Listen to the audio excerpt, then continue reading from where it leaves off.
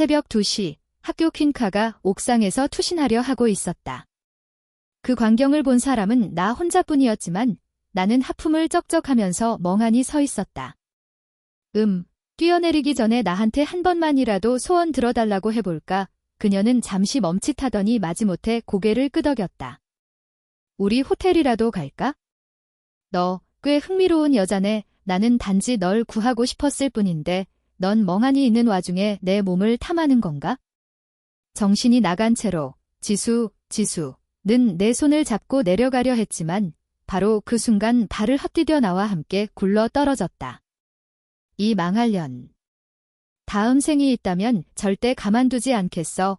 다시 눈을 떴을 때 나는 고등학교 시절 전 여자친구인 가희에게 고백하려던 순간으로 돌아와 있었다. 가희는 수줍게 내가 고백하기를 기다리고 있었고 나 역시 내가 입을 열기만 하면 그녀가 분명히 승낙할 거라는 걸 알고 있었다. 전생에도 그랬으니까. 그 당시 나는 큰 기쁨에 눈이 멀어 이 일이 비극적인 결말의 시작이라는 걸 전혀 알지 못했다. 지난 10여 년을 되돌아보면 우리는 서로 사랑했고 서로 기다렸지만 가치관과 시야의 차이는 수많은 다툼을 불러일으켰다. 게다가 그 시간 동안 몇 가지 잊을 수 없는 일들이 벌어지기도 했다. 지금의 나는 냉정하게 결과를 알고 있기에 당연히 같은 실수를 반복하지 않을 것이다. 전생에 나는 수도 없이 생각했다. 만약 다시 시작할 수 있다면 절대로 가희와 엮이지 않을 거야. 그런 생각이 들자 내 눈빛은 단호해졌다. 가희는 내가 드디어 용기를 내어 자신에게 고백하려는 거라고 생각했는지 작은 얼굴을 붉히며 고개를 숙였다. 하지만 그녀가 예상치 못했던 것은 내 입에서 차가운 어조의 목소리가 흘러나왔다는 것이다. 가희야, 비켜. 지나가야 해. 가희는 어리둥절한 표정으로 나한테 고백하려고 했던 거 아니었어? 라고 물었다. 말을 마치고 나서야 그녀는 뭔가 잘못됐다는 걸 깨달았다. 너무 성급하게 굴었던 것이다. 가희의 질문에 나는 담담하게 미소 지으며 답했다. 가희야, 지난 며칠 동안 정말 많은 생각을 해봤어. 사실 우리는 잘 안 맞는 것 같아. 그러니까 더 이상 너를 쫓아다니지 않을 거고 너를 괴롭히지도 않을 거야. 앞으로 너에게 더 잘 맞는 사람을 만나기를 바랄게. 가희는 완전히 넋이 나갔고 그녀의 마음은 절망의 구렁텅이로 곤두박질 쳤다. 어째서 이렇게 된 거지? 내가 원했던 건 이런 게 아니었는데. 도대체 어디서부터 잘못된 걸까? 말을 마치고 돌아서서 가려 하자 가희가 다급하게 내 팔을 붙잡았다. 기다려봐, 오빠. 그런 게 아니야. 가희는 혼란스러워하며 횡설수설하기 시작했고 한동안 무슨 말을 해야 할지 몰랐다. 나는 가희의 말을 끊으며 말했다. 그냥 나를 거절한다고 말해. 아무 말도 안 할 거고 너를 힘들게 하지도 않을게. 말을 마치고 그 자리를 떠나려는데 가희가 너무나 다급한 나머지 발을 동동 구르며 내 옷자락을 꽉 붙잡았다. 나는 눈살을 찌푸리며 가희를 떼어내기 위해 약간의 폭력을 사용하려 했다. 하지만 문득 아름다운 그림자가 눈에 들어왔다.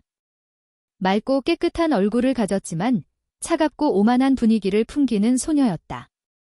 나는 멍하니 그 자리에 멈춰 섰다. 아름다움에 압도당해서가 아니었다. 내 눈앞에 있는 차가운 소녀가 바로 나를 옥상에서 끌어내려 다시 태어나게 해준 장본인이었기 때문이다. 구경하던 사람들도 그 오만한 소녀에게 시선을 돌리며 놀라워했다. 저 애, 설마 학교 퀸카인 지수 아니야? 주변 사람들의 말을 듣고 나는 멍해졌다. 전생에 나는 가희밖에 몰랐기에 주변의 다른 여자들에게는 전혀 관심이 없었다. 그 사람이 같은 학교 퀸카였다니. 게다가 저렇게 오만한 모습으로는 옥상에서 비처럼 눈물을 쏟던 바보 같은 모습과 전혀 연결 지을 수 없었다. 나는 세상이 참 좁다는 생각에 씁쓸함을 느꼈다. 지수는 당연히 학생들의 수군거림을 들었지만 늘 그래왔듯이 무표정하게 자리를 떠나려 했다. 그녀의 앞을 막아선 것은 바로 나였다. 지수는 올려다보았다. 눈앞에 나타난 것은 꽤 잘생긴 얼굴이었지만 어딘가 모르게 불량스러운 분위기를 풍기는 남자였다. 그녀가 내가 뭘 하려는 건지 이해하지 못하고 있을 때 나는 갑자기 아무 말도 없이 그녀의 손을 잡아 군중 속에서 데리고 나왔다. 어이, 잠깐만. 무슨 일이야? 고백하려던 거 아니었어? 왜 갑자기 마음을 바꿔서 퀸카를 쫓아가는 거야? 이 바보 같은 여자는 한참 후에야 상황을 파악하고 용기를 내어 손을 빼냈다. 어디 가려는 거야? 나는 무표정했지만 목소리는 어쩔 수 없이 조금 부드러워졌다. 나는 눈살을 찌푸리며 약간 짜증스러운 어조로 그녀를 꾸짖었다. 따라오기나 해. 말이 많아. 다른 사람들 눈에는 차가운 여신으로 비치는 지수이지만 사실은 사회성이 부족한 사람이었다. 내 꾸지람에 그녀는 울먹거릴 뻔했다. 곧 울 것 같은 그녀의 표정을 보자 나는 약간 미안한 마음이 들어 무심코 한마디 내뱉었다. 그래야 내 진짜 모습이지. 내가 그렇게 도도한 줄 알았네. 이 말을 마치고 그녀의 대답을 기다리지 않은 채 학교 밖으로 데리고 나갔다. 지수는 내 갑작스러운 행동에 어찌할 바를 몰랐다. 마치 마음속 비밀을 들킨 기분이었다. 그는 자신의 진짜 모습을 알고 있는 것 같았다. 하지만 그는 자신을 어디로 데려가려는 걸까? 지수 자신도 왜 그런 건지 명확하게 설명할 수 없었다. 왜 이렇게 강력한 남자가 아무 말도 없이 자신을 데려가려 하는데 두려움보다는 안도감이 드는 걸까? 그녀는 이 남자가 자신을 해치지 않을 거라는 느낌을 받았다. 하지만 곧 지수는 자신의 뺨을 때리고 싶어졌다. 그녀는 멍하니 러브호텔 간판을 바라보며 깊은 생각에 잠겼다. 이거 전개가 너무 빠른 거 아니야? 아니면 먼저 사귀고 나서 지수는 머릿속이 엉망진창이 된 채로 내 예측 불가능한 행동에 정신을 놓고 말았다. 여기는 왜? 지수는 힘없이 작게 물었다. 나는 경멸스러운 눈빛으로 그녀를 쏘아보며 말했다. 여기 와서 뭘 할 수 있겠어? 당연히 방을 빌리는 거지. 지수는 멍해졌다. 그녀는 내가 이렇게 노골적일 거라고는 상상도 못했다. 우리 만난 지 30분도 안 됐잖아. 나를 호텔에 데려오는 게 예의야. 그녀는 입술을 약간 벌린 채 의심스러운 표정으로 내 행동에 의문을 제기했다. 하지만 그녀가 의사 표현을 하기도 전에 나는 이미 앞으로 달려가고 있었다. 아직 정신을 차리지 못한 그녀를 뒤로 한 채, 그러나 그녀가 정신을 차리기도 전에 나는 다시 돌아왔다. 지수는 내가 돌아서는 줄 알았지만 나는 손을 내밀고 있었다. 돈 있어. 나 돈 좀 빌려줘. 이쯤 되자 지수는 삶에 대한 회의감이 들기 시작했다. 여자를 러브호텔에 데려와서는 반값을 내게 하다니. 정말 말도 안 되는 일이었다. 하지만 바로 그렇기 때문에 지수는 묘하게 안심이 되었다. 그녀조차도 왜 그런 건지 이해할 수 없었다. 지수는 지갑에서 돈을 꺼내 2만 원을 건네주었다. 그녀의 행동에 나 역시 놀라지 않을 수 없었다. 아니, 아가씨야. 어떻게 이렇게 순진할 수가 있지? 이렇게 커오도록 사기를 한 번도 안 당했다니? 내가 널 더 빨리 만났더라면 지금쯤 애가 셋은 됐을 텐데 나는 지능이 모욕당한 기분과 함께 묘한 죄책감을 느꼈다. 평생 고생해서 겨우 억만장자가 됐는데 사랑은 실패했지만 곧 좋은 시절이 올 거라고 기대하고 있었는데 이 여자 때문에 옥상에 끌려가 다시 시작하게 되다니. 알 수 없는 분노가 목구멍에서 치밀어 올랐다. 10년 동안 힘들었던 걸 알아? 너처럼 멍청한 여자 때문에 다시 시작해야 한다고. 오늘 밤 너를 울리지 않으면 내 10년 수련이 아깝지. 원래는 이 멍청이에게 약간의 연민을 느꼈지만 그녀가 나에게 빚을 졌다는 생각에 죄책감과 연민은 즉시 사라졌다. 게다가 환생하기 전에 지수가 나에게 원하는 대로 하라고 허락했으니. 그렇게 생각하며 나는 지수의 300만 원을 들고 호텔로 향했다. 방 안에서 두 사람은 아무 말 없이 서로를 빤히 쳐다봤다. 지수는 더 이상 참을 수 없었는지 입꼬리를 올렸다. 왜 멍하니 있는 거야? 그녀의 답답한 표정을 보니 내가 더 안달이 난 것 같은데 라는 생각이 들었다. 지수는 얼굴을 붉히며 시선을 피했다. 아니거든. 사실 그녀는 이미 마음의 준비를 마친 상태였지만 나는 여전히 아무런 행동도 취하지 않았다. 방에 들어온 후에도 망설이는 상태에 빠져버린 것이다. 이 멍청이를 호텔에 데리고 온 것은 대부분 순간적인 충동이었고 전생의 노력이 물거품이 된 것에 대한 일종의 분풀이었다. 하지만 지금 냉정하게 생각해보니 이 멍청이에게 전생의 빚을 갚게 하는 게 과연 좋은 일일까? 나는 심호흡을 하고 지수에게 험악한 목소리로 말했다. 담배랑 라이터 사와. 지수는 내 이런 모습이 무서운지 호통을 치자 순순히 아래층으로 내려가 담배 한 갑과 라이터를 사왔다. 심지어 고급 담배였다. 나는 눈살을 찌푸렸다. 역시 부잣집 딸이군.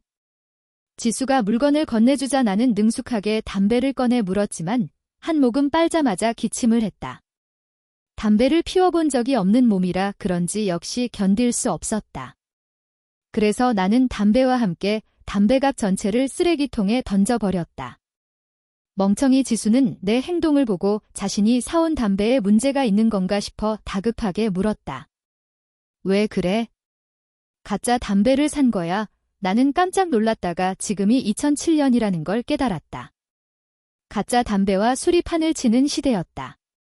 내 행동이 이 멍청이에게 오해를 산 것이다. 나는 고개를 숙이고 한숨을 쉬며 말했다. 이제 담배 안 피울 거야. 지수는 멍한 표정으로 나를 바라봤다. 나는 정신을 차리고 이 멍청이에게 좋은 점이 하나 있다는 걸 깨달았다. 꽤 예쁘다는 것. 그렇지 않았다면 학교 퀸카가 될 리도 없겠지? 거기까지 생각이 미치자 나는 속으로 그냥 이 여자랑 결혼해버릴까? 라는 생각을 했다. 어쨌든 그녀는 나에게 빚을 졌으니까. 하지만 그녀가 이렇게 멍청한데 이 전응이 자식에게 유전되면 어떻게 하지? 나는 똑똑한 아내를 찾아야 할지 고민하지 않을 수 없었다. 그때 멍청이 지수가 조심스럽게 물었다. 왜 나를 여기 데려온 거야? 내가 너처럼 멍청한 애를 이런 데 데려온 이유가 뭐겠어? 당연히 탐욕 때문이지요. 나는 눈앞에 있는 순종적인 소녀를 지난 10여 년 동안 옥상에서 울부짖으며 죽고 싶어 하던 미친 여자와 연결짓기가 어려웠다. 도대체 그동안 무슨 일이 있었던 걸까? 방 안의 분위기가 순간 얼어붙었다. 얼마나 시간이 흘렀을까? 나는 무심하게 한마디 내뱉었다. 이건 모두 내가 나한테 진 빚이야. 이 지수는 멍하니 서 있었고 아름다운 눈은 완전히 내 말을 이해하지 못하는 것 같았다. 나는 아무런 설명도 없이 그저 반복했다. 너는 그냥 내가 나한테 빚을 졌다는 것만 알면 돼. 아이 셋을 낳아줘도 갚기에는 턱없이 부족할 거야. 이 지수의 뺨에 붉은 기운이 감돌았고 약간 부끄러워하는 기색이 역력했다. 그녀는 속으로 이 사람이 무슨 말을 하는 거지? 너무 빠르잖아. 벌써 아이 셋을 낳아달라고 하다니 이라고 생각했다. 지수는 원래 지능이 부족했고 지금은 더더욱 제 기능을 하지 못했다. 나는 말없이 침대 머리맡에 기대에 앉아 다음 계획을 생각했다. 갑작스러운 환생으로 머릿속이 몹시 혼란스러웠다. 나는 내가 무엇을 할 수 있을지 생각하고 있었다. 환생은 인터넷 소설에서 상상하는 것처럼 기억만 있으면 모든 것을 할 수 있는 게 아니었다. 현실에는 너무나 많은 변수가 있었고 때로는 작은 실수 하나가 완전히 다른 결과를 초래하기도 했다. 그것이 바로 나비 효과였다. 그리고 지금 나는 그 나비가 된 것이다. 한참 동안 생각한 끝에 나는 진정으로 유용한 것은 미래를 직접 보았다는 사실을 깨달았다.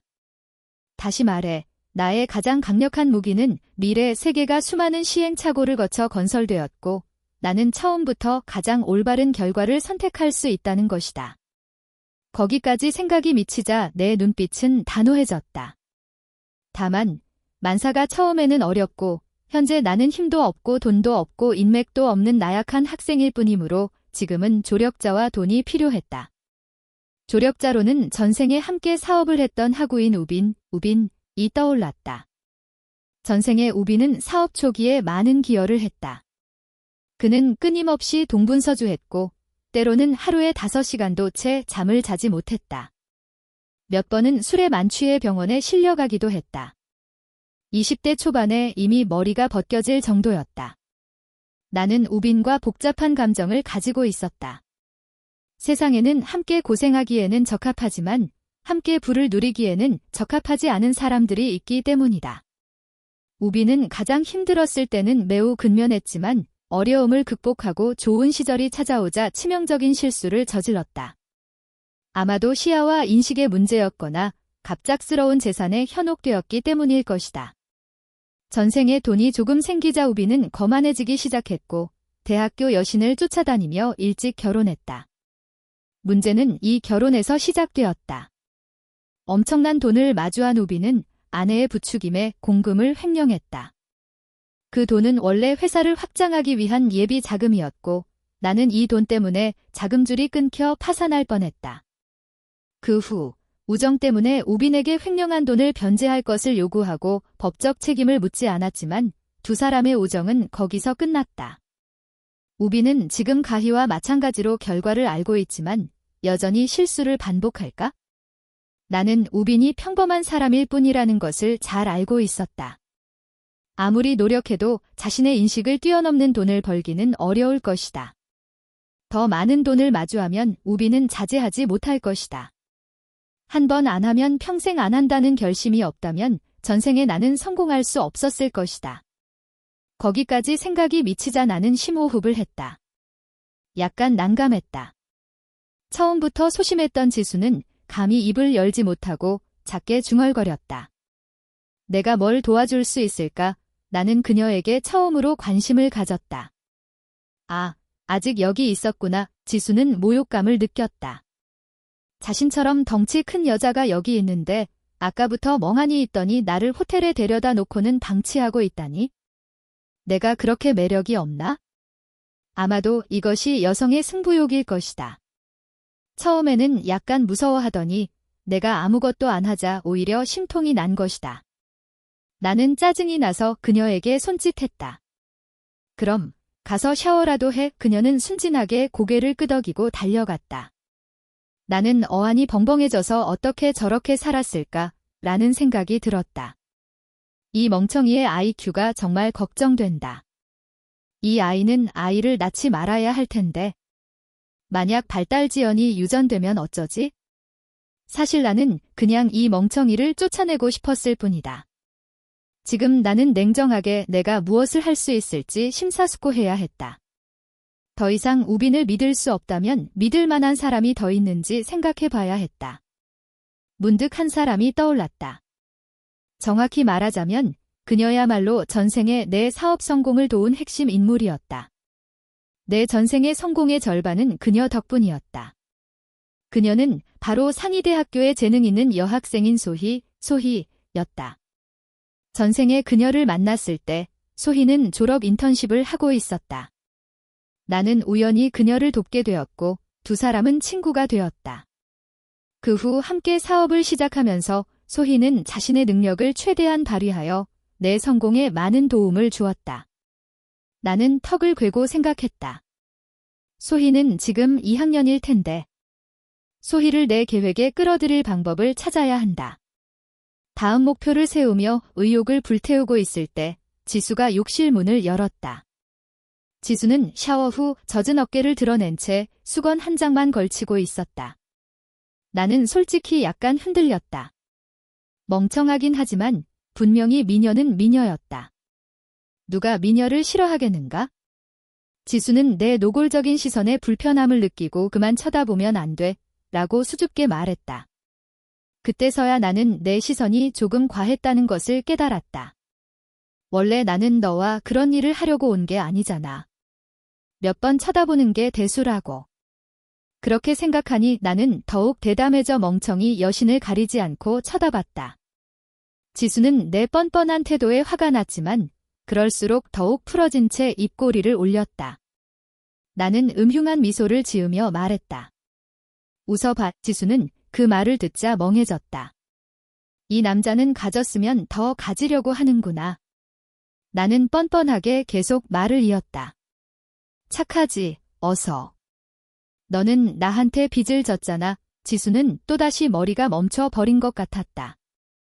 한편으로는 이 몸매를 감상하며 만족감을 느꼈다. 가슴은 커야 할 곳에 확실히 컸고, 커서는 안 될 곳은 적당했다. 시각적인 만족을 느끼던 중 나는 문득 죄책감이 들었다. 내가 순진한 소녀를 속이고 있는 건 아닐까? 중요한 건 이 순진한 소녀가 지적 능력이 떨어진다는 점이었다. 약간 죄책감을 느낀 나는 마음을 가라앉히고 집에 전화해서 집에 안 들어간다고 말하려 했지만 주머니를 만지작거리다가 이 시기에는 아직 휴대폰이 없다는 걸 깨달았다. 저기, 전화 있어. 나는 퉁명스럽게 물었다. 멍청이 지수는 입술을 내밀며 자신의 휴대폰을 건네주었다. 나는 받아들고 확인해봤다. 맙서사, 노키아 N95다. 역시 부잣집 딸이구나. 2007년에 이 N95는 600만 원이 넘었다. 2007년에 600만 원을 주고 이걸 사다니? 사치스러운 정도가 20년 후에 2천만 원을 주고 최고급 아이폰을 사는 것과 다를 바 없었다. 나는 휴대폰으로 집에 전화를 걸었다. 아빠, 오늘 집에 안 들어갈 거예요. 친구 집에서 자고 갈게요. 나는 최대한 말을 아끼려 했다. 내 변화가 너무 뚜렷해서 부모님이 눈치채실까 봐 걱정됐기 때문이다. 휴대폰을 지수에게 돌려주고 옷을 입고 나가서 밥을 먹기로 했다. 지수는 당황스러운 표정으로 벌써 끝난 거야? 너무 빠른데? 라고 말했다. 나는 희미하게 웃으며 말했다. 뭐가 끝이야? 도망칠 생각은 꿈도 꾸지 마. 숙박 요금도 냈는데. 밥 먹고 나서도 할 일이 많아. 지수는 순진하게 눈을 깜빡이며 붉어진 얼굴로 나를 바라봤다. 이 멍청이가 옷을 입을 준비를 하자 나는 장난스럽게 말했다. 잠깐만. 내가 먼저 만져봐도 될까? 분위기가 잠시 얼어붙었다. 마침내 나는 소원을 이루었다. 이 시기 지수의 몸매는 이미 훌륭했다. 이 남자는 이익을 남기지 않겠다고 생각하며 시각적으로 만족을 느끼던 중 문득 죄책감이 들었다. 내가 순진한 소녀를 속이고 있는 건 아닐까? 주로 이 순진한 소녀가 지적 능력이 떨어진다는 점이었다. 약간 죄책감을 느낀 나는 마음을 가라앉히고 집에 전화해서 집에 안 들어간다고 말하려 했지만 주머니를 만지작거리다가 이 시기에는 아직 휴대폰이 없다는 걸 깨달았다. 저기, 전화 있어. 나는 퉁명스럽게 물었다. 멍청이 지수는 입술을 내밀며 자신의 휴대폰을 건네주었다. 일단 저지르는 건 너무 아깝지? 두 사람은 함께 아래층으로 내려갔다. 지수는 뒤따라가며 얼굴이 붉어져 감히 고개를 들지 못했고 그 모습에 프런트 여직원은 호기심을 감추지 못했다. 두 사람이 아직 학생인데 이런 곳에 온 걸 보면 뻔한 일이지만 30분도 채 안 돼서 끝났으니 여직원은 나에게 조르라는 꼬리표를 붙였다. 2007년은 여전히 실물 경제 시대였고 거리에는 소상공인들이 가득했다. 나는 아무렇게나 골라 들어간 꼬치구이 가게에서 몇 가지 꼬치를 사서 돌아왔다. 당연히 지수가 돈을 냈다. 사장은 나를 믿을 수 없다는 듯 쳐다봤다. 내 녀석은 기둥서방이냐? 나는 신경 쓰지 않았다. 집으로 돌아가는 길에 편의점에 들러 맥주 한 박스를 더 샀다. 당연히 지수가 돈을 냈다. 전 술을 잘 못 마셔요. 지수는 주저하며 말했다. 괜찮아. 내가 마실 거야. 속으로는 여전히 마음이 불편했다. 지금은 그저 과거와 작별하기 위해 마지막으로 화끈하게 즐기고 싶을 뿐이었다. 깨어나면 새로운 삶을 맞이할 수 있도록 일종의 의식이라고 생각했다. 호텔방으로 돌아와 창밖을 내다봤다. 이 도시를 이렇게 바라본 게 언제였는지 기억도 나지 않았다. 한동안 꼬치를 먹고 한동안 맥주를 마셨다. 완전히 멈추지 못했다. 순식간에 맥주 반 박스를 넘게 마셔버렸고 시야는 점점 흐릿해졌다. 지수는 여전히 나를 바라보고 있었다. 그녀는 내게서 어떤 알 수 없는 감정이 느껴진다고 생각했다. 정말 안타까운 감정. 맥주 한 박스를 다 비우고 나는 술기운에 젖어 한숨을 내쉬었다. 너 집에 안 가? 지수는 뭐라고 대답해야 할지 몰랐다. 나를 여기 데려온 게 묵으려고 그런 거 아니었어? 돈만 뜯어내려고 그런 건 아니겠지? 그녀는 가볍게 물었다. 집에 안 가면 내 가족들이 널 찾지 않아. 나는 궁금해서 물었다. 어쨌든 지금은 아직 학생이니까. 밤에 집에 안 들어가면 가족들이 분명히 신경 쓸 텐데. 지수는 그 말을 듣자 입술을 굳게 다물었고 눈은 아래로 향했다. 그녀는 어떤 말하기 힘든 부정적인 감정에 사로잡힌 것 같았다. 그녀는 억지로 웃으며 말했다. 괜찮아. 그들은 절대로 날 찾지 않을 거야. 내가 죽어도 상관 안 할 걸. 원망이 가득한 그 말에 나는 술기운이 조금이나마 깼다. 내 표정은 점점 복잡해졌다. 아무래도 가정에 문제가 있는 것 같았다. 나는 분명하게 물어보기로 하고 직접적으로 말했다. 가족들이 널 잘 대해주지 않아. 지수는 마치 마음속 가장 약한 부분을 건드린 듯 갑자기 억울한 표정을 지으며 내 손에서 마지막 남은 맥주병을 빼앗아 벌컥벌컥 마시기 시작했다. 맥주 한 캔을 다 마신 지수는 갓 환생하기 전에 바보처럼 엉엉 울기 시작했다. 그녀는 마음속에 담아두었던 작은 비밀들을 훌쩍이며 털어놓았다. 지수는 어렸을 때 집안 형편이 넉넉하지 못했지만 그녀의 아버지가 귀인의 도움을 받아 작은 탄광을 열어 큰돈을 벌게 되었다. 사업이 번창할 때쯤 갑자기 정책이 바뀌었고 그녀의 아버지는 부동산에 투자를 했다. 결과는 또다시 대성공이었다. 그러고 나서 남자들은 돈이 생기면 마음이 변한다는 말이 있듯이 지수의 친어머니를 버리고 젊고 예쁜 계모를 찾았다. 중요한 건 이 계모가 그녀의 친어머니를 죽인 살인자라는 것이다. 나는 그 말을 듣고 깜짝 놀랐다. 어쩐지 그녀가 가족을 그렇게 싫어하더라니. 지수는 술에 취해 얼굴이 붉어진 채 자조적인 미소를 지으며 말했다. 사실 그들은 나를 중요하게 생각하지 않아요. 그저 제가 예쁜 얼굴을 가지고 있기 때문에 키우는 것뿐이죠. 저 같은 사람은 나중에 비싼 값에 팔아넘길 수 있을 테니까요. 나는 이미 너무 멀리 와 버린 것 같다.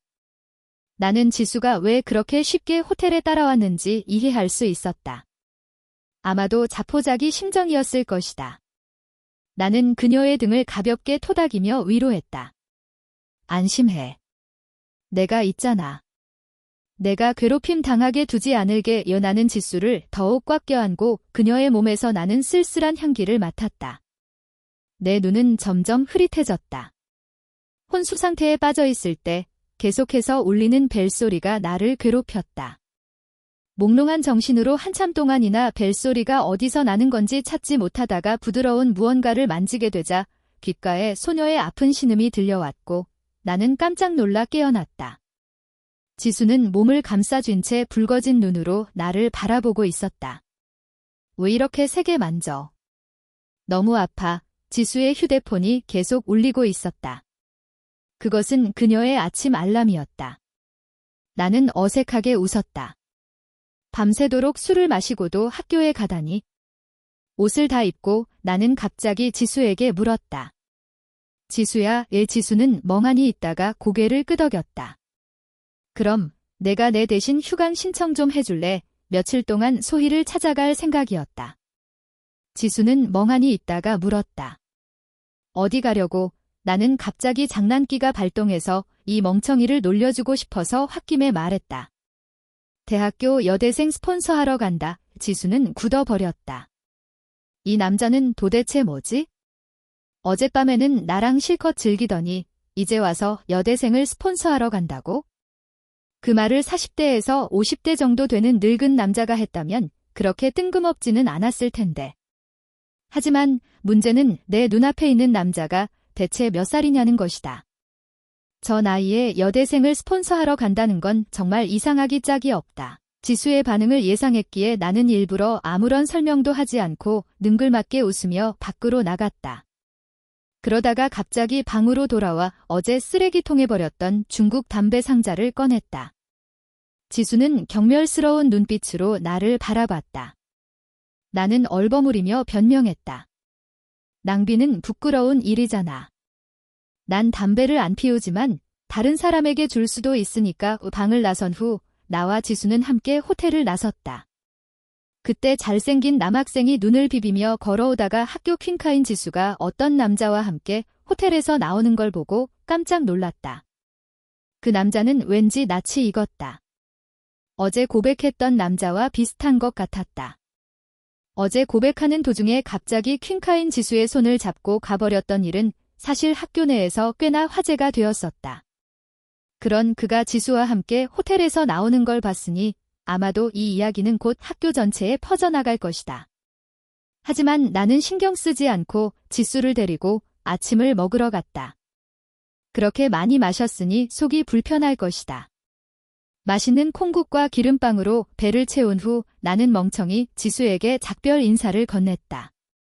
지수는 멍하니 서서 그녀를 호텔로 데려갔던 험악한 남자가 떠나는 모습을 바라봤다. 하지만 그는 몇 걸음 걷지도 못하고 갑자기 돌아왔다. 지수는 눈살을 찌푸리며 약간 의아해했다. 왜 다시 돌아온 거지? 내밀어진 손바닥을 보았다. 손바닥은 위로 향하고 있었고 다른 손으로는 어색하게 코를 극적이고 있었다. 저 10만 원만. 나는 조금도 망설이지 않고 돈을 요구했다. 지수는 속으로 분개했다. 이 남자는 나를 호텔로 꿰어낸 것도 모자라 돈까지 뜯어내려고 하다니. 돈을 뜯어내서 여대생 스폰서하러 가려고. 정말. 하지만 또다시 어찌 된 영문인지 그녀는 돈을 꺼내주었다.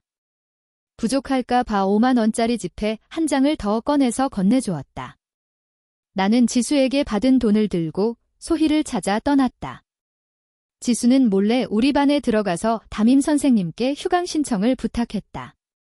담임 선생님은 당연히 전교적으로 유명한 퀸카 지수를 알고 있었다. 게다가 부동산 사업을 하는 부잣집 딸이라는 것도. 하지만 어째서 퀸카가 내 휴강 신청을 도와주는 건지 이해할 수 없었다.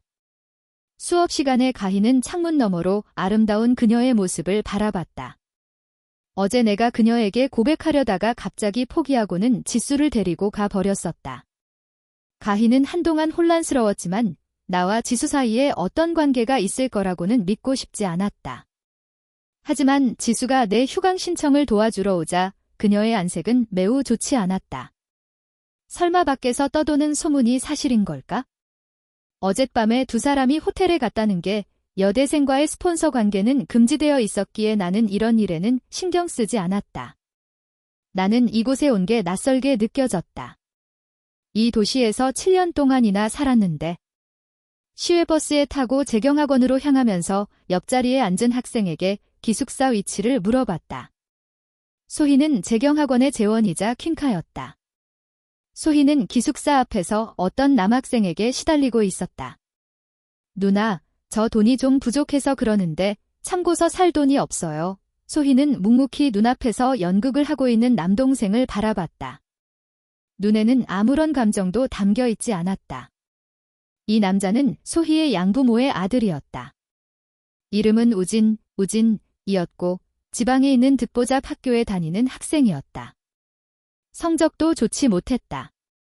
소희의 친부모는 몇 년 전 사고로 세상을 떠났고 친척들은 그녀가 어린아이일 뿐이라는 이유로 아무도 거두어주지 않았을 뿐만 아니라 그녀의 부모님의 유산을 가로챘다. 결국 소희는 부모님의 옛 직장 동료였던 민준에게 입양되었다. 하지만 민준이 소희를 입양한 목적은 순수하지 못했다. 그는 소희를 우진의 미래 신부감으로 여기고 있었다. 양부모 집에서 소희의 삶은 순탄치 못했다. 집안일은 모두 그녀가 해야 했고 그들은 그녀에게 돈을 쓰려고 하지 않았다. 그래서 소희의 학비는 모두 학교 장학금으로 충당했고 기본적인 생활비는 아르바이트로 벌었다. 굳이 말하자면 내가 그녀를 만나기 전까지 소희의 삶은 비극 그 자체였다. 하지만 그럼에도 불구하고 그녀는 늘 강인했다. 2005년에는 전국 자연계 수석을 차지했고 IQ는 163이나 되었다. 그녀는 원래 칭화대나 베이징대에 들어갈 수도 있었지만 양부모는 그녀가 너무 잘 사는 걸 원치 않았다. 그녀가 너무 높이 날아오르면 자신들을 버릴까 봐 걱정했기 때문이다. 그래서 그녀에게 재경학원에 지원하라고 강요했다. 학비를 대주지 않았을 뿐만 아니라 그녀에게 돈을 뜯어내려고 3일에 한 번씩 학교에 찾아왔다. 그들은 모두 악마들이었다. 전생에 소희는 많은 고통을 겪었고 삶의 즐거움마저 잃어버린 채 심각한 우울증에 시달렸다. 내가 그녀를 만나고 나서야 그녀의 병은 완전히 나았다. 하지만 그럼에도 불구하고 잦은 악몽과 수면 부족과 같은 후유증이 남아있었다. 다행히 이번에는 늦지 않았다. 나는 문득 그런 생각이 들었다. 어쩌면 멍청이에게는 36기 가슴과 몸매를 얻기 위해 IQ를 팔아넘긴 것이고, 소희는 IQ 163을 얻기 위해 인생 전반부의 비극을 팔아넘긴 건 아닐까? 저기, 멍하니 서 있지 말고 친구들이 돈 기다리고 있잖아. 우진은 소희가 차가운 표정을 짓자 안절부절 못하며 돈을 내놓으라고 재촉했다. 나는 멀리서 그 광경을 보고 분개하며 발로 걷어차 날려버린 다음 무자비한 폭행을 가했다. 돈이 필요하면 내 손으로 벌어. 무슨 낯짝으로 누나 돈을 뜯어내. 우진, 정말 쓸모없는 녀석이군. 맞는 와중에도 웅크린 채 살려달라고 애원하다니. 잘못했다고 싹싹 빌기나 하고 우소희는 옆에서 넋을 잃고 바라봤다. 대체 어디서 튀어나온 녀석이 갑자기 사람을 때리고 있지? 하지만 통쾌한의 우소희는 속으로 생각하며 내가 우진을 처리하는 모습을 지켜봤다. 우진의 비명소리는 늦잠을 자던 여학생들을 깨웠고 곧 우르르 몰려나와 구경했다. 심지어 기숙사 사감마저 호기심에 걸어 나왔다. 하지만 이상하게도 그녀는 이 일에 개입할 생각이 없는 것 같았다. 나는 이 행동이 문제를 일으킬 거라는 걸 알고 있었기에 소희를 데리고 그 자리를 떠났다. 낯선 남학생에게 끌려간 소희는 본능적으로 저항하려 했지만 상대방이 자신을 찾는 목적이 무엇인지 궁금해졌다. 소희와 함께 재경학원 뒤에 있는 먹자골목까지 달려갔다. 저 아세요? 소희는 확신하지 못한 채 물었다. 나는 눈을 굴리며 말했다.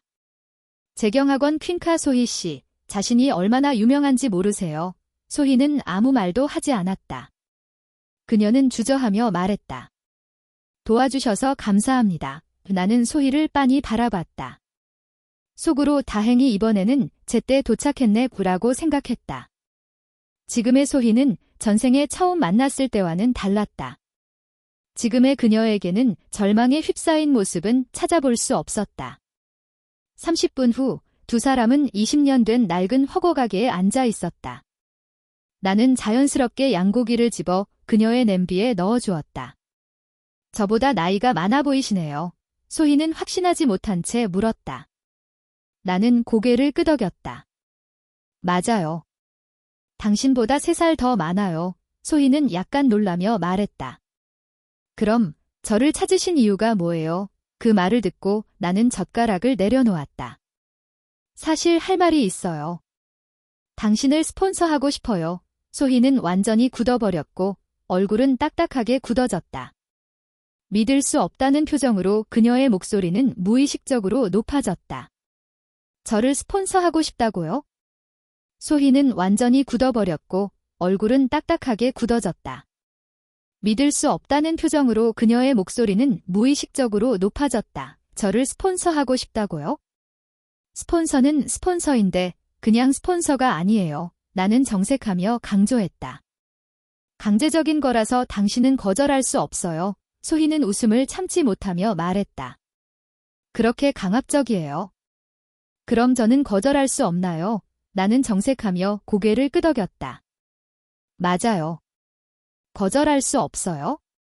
그러니까 지금부터 당신은 저에게 스폰서 받는 거예요. 소희는 더욱 웃고 싶어졌다. 그럼 저에게 스폰서 해주면 뭘 해야 하죠? 그때 나는 속으로 깜짝 놀랐다. 정말로 꼬셨네. 이 방법은 사실 전생에 소희가 나에게 해준 말이었다. 그녀는 다시 시작할 수 있다면 나에게 직접적으로 강압적인 스폰서를 해달라고 했다. 나는 심호흡을 하고 헛기침을 2번 하며 특별히 진지한 어조로 말했다. 현재는 당연히 돈을 벌어야죠.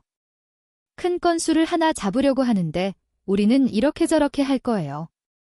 그러고 나면 당신은 그저 돈을 세는 것만 도와주면 돼요. 소희의 눈은 점점 이상해졌다. 4시간 후 두 사람은 항저우의 야시장에 나타났다. 눈앞에 있는 꼬치구이 노점을 바라보며 소희는 입꼬리를 실룩거리지 않을 수 없었다. 그게 당신이 말한 큰 건수인가요? 나는 약간 당황한 듯 헛기침을 2번 했다. 어쨌든 창업자본은 있어야 하잖아.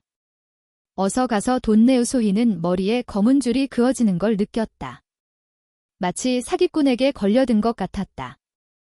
저를 스폰서한다는 게 이런 거였어요? 밥값은 제가 내고 꼬치구이 노점도 제가 내고. 오소희는 화가 나서 웃음이 나왔다.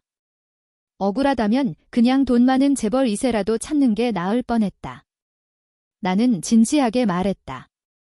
나중에 재료를 사오는 것도 당신이 돈을 내야 해요. 최근 몇 년 동안 항저우시의 단속이 심하지 않아서 공원과 인도에 빈 공간만 있다면 장사를 할 수 있었다. 2 사람은 꼬치구이 노점을 번화한 거리로 끌고 갔다.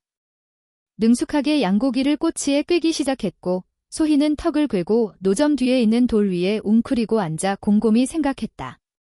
마치 꿈을 꾸는 것 같았다. 재경학원 퀸카인 그녀가 스폰서를 받고 있다니. 게다가 상대방은 자신보다 3살이나 많다. 묘하게도 그 스폰서는 나에게 용돈을 주고 하루 종일 침대에 있으라고 하는 게 아니라 마치 내가 그에게 돈을 퍼다 주는 것 같았다. 소희는 얼굴을 찌푸리며 무표정하게 말했다. 그녀는 내가 스폰서를 핑계로 돈을 뜯어내려고 하는 건 아닌지 의심했다. 그것도 공짜로 일 시키면서. 소희는 어이없다는 듯 코웃음을 치며 말했다. 말도 안 돼. 제가 그렇게 보이세요? 소희는 진지하게 오랫동안 곰곰이 생각한 후에야 겨우 입을 열었다. 비슷해요. 꼬임에 넘어간 건가? 나는 악당처럼 웃었다. 저는 당신을 일시키는 것뿐만 아니라 아이 3을 낳게 할 거예요. 소희는 깜짝 놀랐다. 이 사람, 진심인가? 똑똑한 미녀. 소희는 문득 자신의 IQ 163도 쓸모가 없다는 걸 깨달았다. 소희는 갑자기 물었다. 항저우 사람이세요? 꼬치를 꿰는데 정신이 팔려있던 나는 소희의 질문을 듣고 몇 마디 대충 얼버무렸다. 소희는 생각에 잠긴 채 말했다. 그럼 상하이에 저를 찾으러 온 거예요. 나는 작게 긍정했다. 소희는 잠시 침묵한 후 계속해서 물었다. 왜 저를 스폰서할 생각을 하신 거예요? 나는 자연스럽게 고기를 구우면서 매우 편안한 어조로 말했다. 당신이 이렇게 예쁜데 다른 남자에게 주기에는 너무 아깝잖아요. 소희는 눈을 가늘게 뜨며 말했다. 그래서 그런 거였군요. 저는 당신이 미래에서 온 줄 알았어요. 나는 고기를 굽는 동안 식은 땀만 흘렸다. 설마 IQ 163은 다 이렇게 무서운 건가? 몇 마디 대화만으로 그녀는 내가 첫 번째 환생한 날 멍청이 지수와 호텔방을 잡았던 일과 2번째 환생한 날 IQ가 높은 소희에게 정체를 들킨 일을 알아맞혔다. 소설에서는 이런 식으로 진행되지 않는데. 내 심장이 목구멍 밖으로 튀어나올 것 같았지만 여전히 침착한 척 아무렇지도 않은 척하며 되물었다. 왜 제가 미래에서 왔다고 생각하신 거예요? 소희는 생각에 잠긴 채 입술을 쭉 내밀며 말했다. 만약 제가 당신에게 말하지 않았다면 어떻게 당신이 이런 엉뚱한 방법으로 저를 꼬실 생각을 할 수 있겠어요? 내 마음속에는 거센 파도가 몰아쳤다. 역시 IQ 163 천재는 다르다. 미래의 자신이 과거의 자신의 행동을 정확하게 예측하다니. 나는 양고기를 구우면서 소희와 감히 대화하지 못했다. 그때 갑자기 그녀의 차가운 목소리가 다시 들려왔다. 저기, 제 등에 있는 점이 많이 흉해요. 나는 무의식적으로 웃으며 말했다. 말도 안 돼. 당신 등에 무슨 점이 있어. 말을 마치자마자 경보벨이 울렸다. 망했다. 함정에 걸려들었다. 정말 역대급으로 빠르게 정체를 들켰네. 내 환생 사업은 시작하기도 전에 소희에게 정체를 들킨 것이다. 이것이 바로 지능으로 억압당하는 경우인가? 정말 무섭다. 소희는 몇 마디 말로 간단하게 내 정체를 밝혀냈다. 그녀는 혀를 낼름 내밀며 속으로 생각했다. 미래의 자신은 기꺼이 그에게 몸을 내줬으니 분명히 사랑하고 있을 것이다. 소희는 속으로 굳게 믿었다. 비록 약간 현혹되기는 했지만 이 남자는 분명히 자신을 구원하러 온 것이라고. 소희는 가볍게 미소를 지으며 노점 일을 돕기 위해 다가와 함께 꼬치에 고기와 야채를 꿰기 시작했다. 오후 6시가 되기 전에 두 사람은 드디어 그날 팔 재료를 모두 준비했다. 첫날이라 너무 많이 준비하지는 않았고 주로 시장 반응을 알아보기 위해 시험 삼아 장사를 해보기로 했다. 아직 아무도 없는데 벌써 굽기 시작하는 거예요. 소희는 옆 의자에 앉아 눈을 깜빡이며 의아한 듯 물었다. 나는 음흉하게 웃으며 말했다. 모르는 소리 마. 지나가는 사람들이 이 냄새를 맡으면 홀린 듯이 몰려올 거야. 아. 소희는 더 이상 아무 말도 하지 않았다. 때로는 그녀 역시 그렇게 생각했지만 여전히 내가 써놓은 간판을 가리키며 말했다. 저렇게 써놓으면 다른 사람들의 심기를 건드릴 텐데요. 간판에는 이렇게 쓰여 있었다. 절대 순수한 소고기와 양고기만 사용하며 오리나 닭고기를 속여 파는 일은 절대 없습니다. 만약 가짜라면 10배로 보상해 드립니다. 오리기름과 양미유에 담가 양고기 냄새를 낸 후 꼬치구이로 만들어 파는 일은 절대 없습니다. 애초에 이 업계에서는 흔한 일이었지만 소혁, 이 새로 와서 직접 써놓으니 지나가는 사람들에게 다른 가게는 다 가짜고 자기만 진짜 양고기라는 걸 암시하는 꼴이었다. 이렇게 되면 동료들의 심기를 건드릴 수밖에 없다. 원래 돈 있는 사람들끼리 같이 벌면 되는데 갓 들어온 놈이 밥상을 엎어버리면 다른 사람들은 어떻게 하라는 건가? 소혁은 냉소를 지으며 말했다. 장사꾼이 째째하게 굴면 안 되지. 어차피 우리는 고생해서 종잣돈을 마련하려는 것뿐인데 남들이 싫어하면 어때? 나는 이걸로 돈을 벌어서 부자가 될 생각도 없어. 오빠는 정말 개XX네. 밥그릇 들고 욕하고 밥상 뒤집고 이소희는 식은땀을 흘리며 자신의 미래를 걱정하기 시작했다. 도대체 무슨 정신 상태로 저런 개 같은 남자를 좋아하게 된 거지? 그녀는 미래의 자신에게 물어봤지만 미래의 자신은 대답해주지 않았다. 하지만 그녀가 소혁을 바라보는 눈빛은 그녀조차 눈치채지 못할 정도로 부드러워져 있었다. 사장님, 여기 진짜 양고기 맞아요. 소혁이 예상했던 대로 간판이 나오자마자 식도락가들이 관심을 보였다. 당연히 진짜 양고기죠. 저희가 방금 잘라낸 거예요. 소혁은 자신만만하게 대답했다. 그럼 꼬치 2개만 주세요. 제대로 된 건지 한번 볼게요. 야채도 좀 넣어주세요. 잠시만요. 이거 부추인가요? 네, 저희는 아직 안 팔아요. 맛보시라고 가져왔어요. 소혁은 설명했다. 구운 부추, 마늘구이 등은 아직 전국적으로 유행하지 않았기 때문에 소혁은 실험 삼아 미래에 전국적으로 유명해질 몇 가지를 가져왔다. 하지만 이 식도락가 할아버지는 전국을 돌아다니며 맛있는 음식을 맛보는 미식가였기에 주저하지 않고 맛있는 음식을 한가득 시켰다.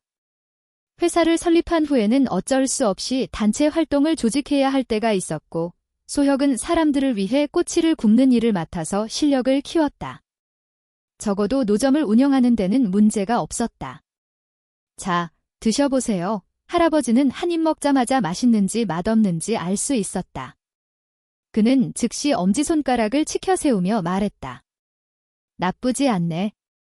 정말 괜찮아. 소희 씨도 좀 먹어봐요.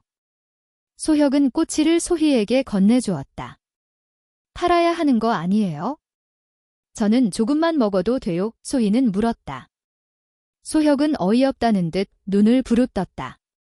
사실 그는 소희가 아까부터 꼬치를 너무 먹고 싶어 하는 걸 눈치채고 있었다. 그녀의 양부모는 매일 그녀에게 돈을 뜯어냈고 평소에는 밖에 나가서 이런 음식을 사 먹을 엄두도 내지 못했다. 끼니도 제대로 챙겨 먹지 못할 정도였으니. 그런 생각을 하니 소혁은 민준의 가족에 대한 증오심이 더욱 커졌다. 소혁은 옆에서 고기를 굽고 소희는 조용히 옆에서 먹으면서 배우고 있었다. 소혁의 꼬치 굽는 솜씨는 훌륭했지만 이 일은 하루 이틀 만에 끝나는 게 아니기에 도와줄 사람이 필요했다.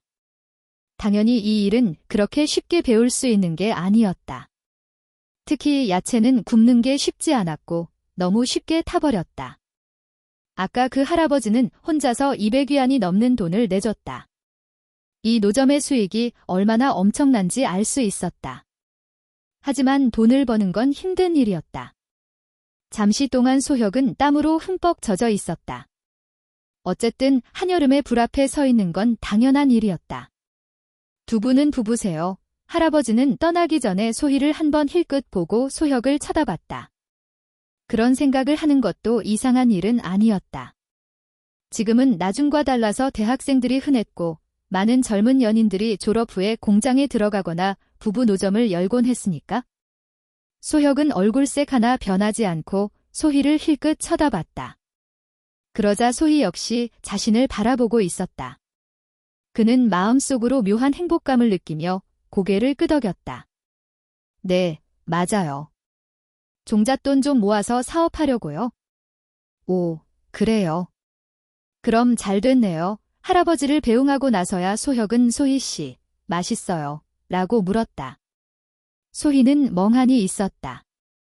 왜 갑자기 우리 사이를 가깝게 보이려고 하는 거지?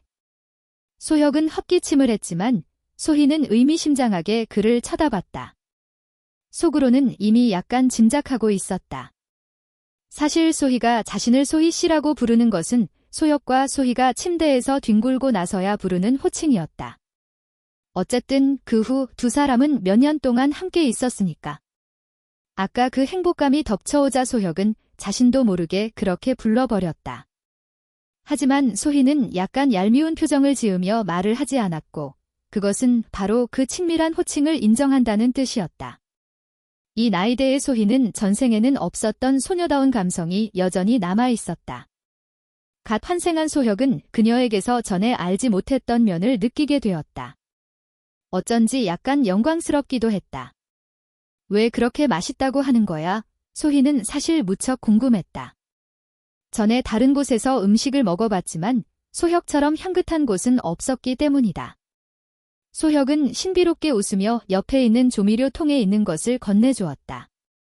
향신료 가루인데 이게 바로 비법이야. 소혁은 의기양양하게 웃었다. 사실 이 비법은 소혁이 전생에 유명했던 골목길에 있는 작은 가게와 협력하면서 얻어낸 것이었다. 이런 종류의 노점을 열려면 향신료와 소스가 사업 비밀이었지만 소혁은 당시 그들의 유명세를 더욱 높여주고 싶었고 자신은 먹고 싶을 때 먹을 생각뿐이었기에 숨기지 않았고 그들은 겨우 그에게 비법을 알려줬다. 설마 어느 날 이렇게 자신의 돈을 벌어다주는 첫 번째 수단이 될 줄은 몰랐다. 내일은 양고기를 좀 더 들여놔야 할까? 소희가 소혁과 상의했다. 아까 그 할아버지가 혼자서 40개 넘게 먹었으니까 소혁은 고개를 저으며 상황을 지켜봐야 한다고 했다. 사실 이익이 많이 남는 것은 야채 종류였다. 예를 들어 감자는 이윤율이 수십 배나 됐다. 소희는 반박하지 않고 조용히 옆에 있는 큰 바위 위에 웅크리고 앉았다.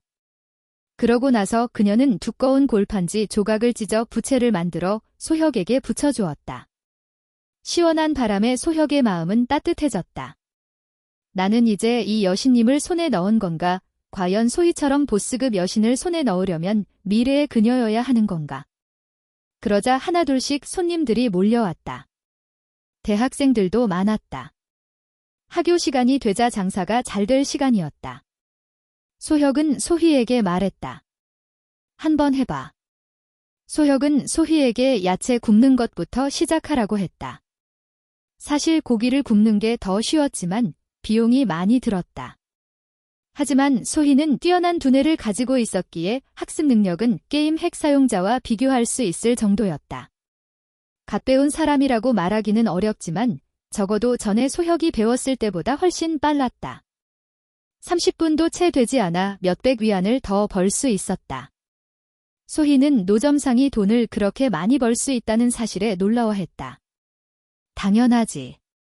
하지만 이런 건 여름 한철 장사밖에 안 돼. 소혁은 한숨을 쉬었다. 이런 길거리 노점은 사실 가게보다 손님이 더 많다. 친근한 느낌을 주어 지나가는 사람들의 식욕을 자극하기 쉽기 때문이다. 그리고 꼬치구이 노점은 공원처럼 사람이 많은 곳으로 자유롭게 이동할 수 있다. 하지만 여름이 지나고 날씨가 추워지면 먹으러 오는 사람은 없을 것이다. 소희 역시 당연히 이 점을 이해하고 있었고 약간 걱정스러운 표정으로 물었다. 아까 돈을 모아서 사업을 하려고 한다고 했는데 꼬치구이 가게를 열려고 하는 거예요? 소혁은 그 말을 듣고 깜짝 놀라며 서둘러 부인했다. 아니. 지금은 실물 경제가 주류지만 미래는 인터넷 세상이야. 나는 소프트웨어를 만들고 싶어. 소희는 놀라워하며 물었다. 소프트웨어. 소혁은 2007년을 떠올렸다. 비록 스마트폰이 어느 정도 보급되기는 했지만 애플의 아이폰 1세대가 출시된 해이기도 했다. 하지만 스마트폰처럼 사용할 수 있으려면 아이폰 3G가 출시된 이후여야 했다. 그리고 이 스마트폰은 앱 생태계가 없다면 그냥 예뻐 보이는 기능폰에 불과했다. 그래서 소혁은 크게 한탕 칠까 고민하고 있었다. 환생한 나는 나비가 날갯짓 하는 것과 같아서 그 영향이 얼마나 클지 알 수 없지만 다시 살 기회가 있다면 왜 더 나은 미래를 만들 수 없겠는가? 비록 이번 환생은 가능한 한 초반 세계선에 영향을 미치지 않으려고 노력하는 게 좋았다. 그래야 쉽게 이득을 볼 수 있기 때문이다. 어쨌든 변동이 적을수록 파악하기 쉬우니까.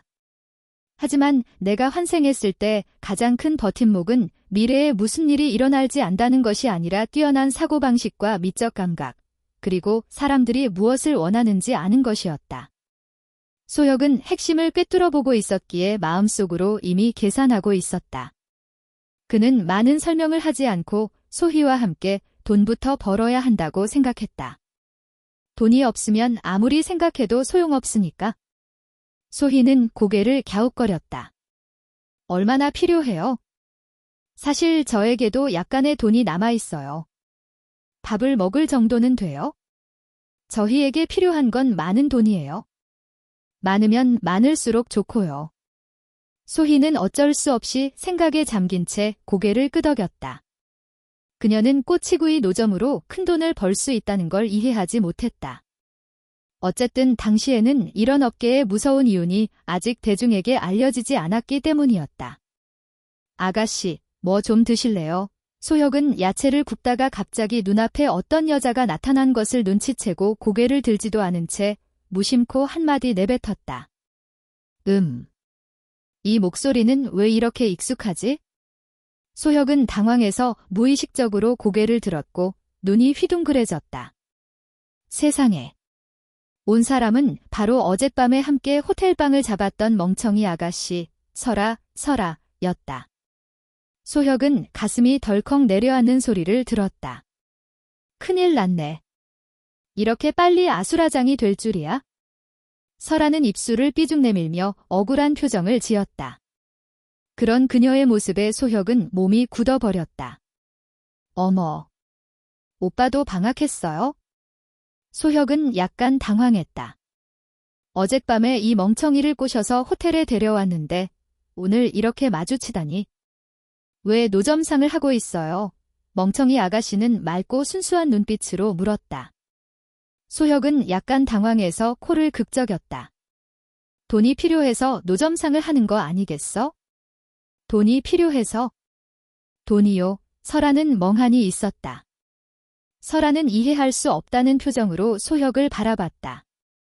설아는 지갑을 꺼내더니 그 안을 뒤적거렸다. 그러고 나서 모든 사람들이 그녀가 뭔가 생각났다는 듯 지갑을 통째로 소혁에게 건네주는 모습을 보게 되었다. 소혁은 점점 몸이 굳어버렸다. 세상에. 이 아가씨야. 우리가 그렇고 그런 사이니까 이렇게 진심으로 대해주는 거야? 게다가 내 몸은 아직 나한테 주지도 않았잖아. 소혁은 이유 없이 죄책감이 들었다. 이 멍청이 아가씨의 돈도 뜯고 몸도 뺏으려는 것 같은 착각이 들었다. 그는 지갑을 받지 않고 헛기침을 2번 하며 말했다. 내가 부족한 돈은 몇백만 원이 아니야. 그렇게 간단한 문제가 아니라고. 어쨌든 너는 신경 쓰지 마. 아. 설아는 이해한 듯 이해하지 못한 듯 고개를 끄덕였지만 시선은 소혁이 굽고 있는 양고기에 꽂혀 있었다. 빤히 쳐다보는 게 분명히 먹고 싶은 거였다. 소혁은 어쩔 수 없이 그녀를 데리고 한쪽에 앉혔다. 그녀가 소희인 동안 계속 옆에 서서 소혁에게 말을 걸고 있었다. 소희는 힐끗 설아를 쳐다봤다. 그녀는 분명히 아름다운 여자였지만 미모로 따지면 소희에게 뒤지지 않았다. 소희는 그녀가 돈을 내주려는 모습을 보고 돈을 내러 온 줄 알았지만 그렇지 않다는 걸 깨달았다. 설마 저 여자도 이 짐승에게 돈을 뜯기고 있는 건가? 그러고 나서 설아가 옆에 앉자 그제서야 무슨 일인지 궁금해하며 물어봤다. 소혁은 막 가슴을 쓸어내리며 안도하고 있었는데 갑자기 소희가 다가오자 깜짝 놀라 심장이 멎을 뻔했다. 그녀는 누구예요? 소혁은 당황해서 잠시 동안 설아를 어떻게 소개해야 할지 몰랐다. 여자친구라고 하기에는 확실히 아니었다. 굳이 말하자면 전생의 소희가 소혁과 더 비슷했다. 만약 초반 세계선이 발전했다면 소혁은 가희에게 가볍게 상처받은 후 슬픔에서 벗어나 소희와 계속 사귀거나 완전히 사랑에 질려버렸을 것이다. 하지만 한 가지 변하지 않는 점이 있다면 최소한 소희와의 관계는 계속 유지될 거라는 것이다. 그래서 소혁은 이번에 자신이 환생한 이유는 분명히 소희 때문이라고 생각했다. 2번이나 삶을 살았고 그녀의 미래의 조력까지 더해졌는데 얻지 못한다면 그건 말이 안 된다. 그래서 이 순간 소혁은 자신의 머리가 오늘만큼 빨리 돌아간 적이 없다고 느꼈다. 과부하가 걸린 것이다. 소희는 의심스러운 눈빛으로 소혁을 쏘아봤다. 그의 당황한 표정을 보니 어렴풋이 짐작가는 바가 있었다. 이 남자, 설마 그 여자의 돈도 뜯어낸 거예요? 소혁은 뒷목을 극적이며 뭐라고 대답해야 할지 몰랐다. 아니라고 말하기에는 거짓말 같았다. 그는 분명히 설아에게서 200위안을 뜯어냈었다. 아니다. 그 이상이었다. 2끼 식사와 담배 한 갑, 거의 잊을 뻔한 호텔 방값까지 그녀가 지불했다. 그렇게 생각하자 소혁은 자신이 정말 죄 많은 사람이라는 걸 느꼈다. 거의 그렇죠. 제가 그 여자의 돈을 좀 뜯어낸 것 같아요. 소혁은 사실대로 말했다. 하지만 예상대로 예상치 못한 일이 또다시 벌어졌다. 멍청이 아가씨가 언제부터 왔는지 몰랐지만 그의 등 뒤에 서 있었다. 그녀는 오빠의 여자친구예요? 소혁은 멍하니 있다가 무의식적으로 멍청이 아가씨를 바라봤다. 그러고 나서 소희를 바라봤다. 순간 그는 무언가를 깨달은 것 같았다. 소희가 설아보다 나이가 많아 보인다. 사실 대부분의 사람들이 소희와 소혁을 보면 연인이라고 생각하지 않을 것이다. 그렇다면 난감한데. 하지만 이 순간 소혁은 갑자기 묘한 생각이 떠올랐다. 설마 그녀가 내가 스폰서하는 여대생은 아닐까? 맞아. 소혁이 짐승은 당당하게 인정했다. 왜냐하면 소혁은 몇 가지 문제를 깨달았기 때문이다. 솔직하게 말하는 게 낫다. 어차피 숨길 수 있는 것도 아니니까. 소희에 대한 신뢰도를 높이는 게 우선이고 설아에게는 내가 무슨 짓을 하든 무슨 상관이 있어? 어차피 그녀는 나에게 빚을 졌잖아. 내가 그녀를 매일 호텔로 데려간다고 해도 뭐라고 할 수 있겠어? 누가 그녀에게 빚을 지라고 했어? 맞아. 바로 그런 논리가 있었다. 멍청이 아가씨는 뻔뻔하면서도 자랑스러워하는 소혁의 태도에 할 말을 잃었다. 하고 싶은 말은 모두 목구멍에 걸려버렸다. 아침에 소혁이 여대생을 스폰서하러 간다고 했을 때 누가 그걸 진짜라고 믿겠는가? 설마 이 짐승이 정말로 여대생을 스폰서하고 데려올 줄은 몰랐다. 소희는 더욱 어이가 없었다. 설마 진심이에요? 그녀는 정색하며 물었다. 소혁이 자신을 다른 사람에게 소개할 때 스폰서하는 여자라고 말할 줄은 정말 몰랐다. 정말 어이가 없었다. 멍청이 아가씨는 놀란 표정으로 소희를 평가했다. 비록 상대방이 자신보다 몇 살 더 많아 보이고 명품 옷이나 비싼 장신구를 걸치고 있지는 않았지만 그럴수록 눈앞의 여자는 다른 사람들에게 헤아릴 수 없는 느낌을 주었다. 그렇다. 소희에게는 저절로 솟아나는 IQ로 똘똘 뭉친 소희는 눈앞의 여자와 소혁의 관계가 예사롭지 않다는 것을 금세 알아차렸다. 지수에게서 뿜어져 나오는 위압감도 한몫했다. 지수는 어안이 벙벙한 채 한동안 소희에게 악수할 생각을 하지 못했다. 설마 눈앞의 여자가 자신이 스폰서받는 여자라는 것을 당당하게 인정할 줄은 몰랐던 것이다. 어쨌든 평범한 여자라면 조금이라도 꺼림칙하게 생각할 텐데. 아, 저는 지수예요. 지수는 더듬거리며 서둘러 소희의 손을 잡았다. 하지만 그녀가 몰래 소혁을 훔쳐보는 눈빛에는 원망이 가득했다. 마치 소혁에게 노란한 것 같았다. 그 결과 고개를 돌리자마자 그에게 배신당했으니. 즉, 이렇게 말하는 것도 틀린 말은 아닌 것 같네. 지금은 장사가 가장 잘 되는 시간이었기에 소혁은 이 두 사람이 어떤 무시무시한 아수라장을 벌이든 신경 쓰지 않았다. 돈만 벌면 된다. 나는 무심한 돈벌이 기계일 뿐. 소혁은 2007년 실물 경제의 규모를 과소평가했다. 손님들의 발길은 끊이지 않았다. 다시 생각해보니 당연했다. 2007년에는 온라인 쇼핑과 배달 앱이 발달하지 않았고 사람들은 평소에 집에서 할 만한 오락거리가 적었다. 오래된 컴퓨터 게임을 하는 것 외에는 주로 TV를 봤다. 그래서 요즘 사람들은 오락거리를 찾아 밖으로 나가는 경향이 있었고 밖에 나가는 김에 뭐라도 먹었다. 돈이 너무 빨리 벌려서 소혁도 계산할 틈이 없었다. 옆에 있는 종이상자에 돈이 가득 차 있는 것만 알았다. 손님들에게 꼬치를 구워주면서도 멍청이 아가씨에게도 꼬치를 구워주고 건네주었다. 소혁은 잠시 동안 소희에게 대신하라고 했다. 어쨌든 지금은 간단한 것들만 굽고 있었다. 멍청이 아가씨가 먹기 시작하자 소혁은 궁금해서 물었다. 집에 안 가? 지수는 고개를 저으며 집에 가기 싫어이라고 말했다. 소혁은 뒷머리를 극적이며 아무 말도 하지 않았다. 자신도 집에 안 갔는데 그녀에게 가라고 말할 처지가 아니었기 때문이다.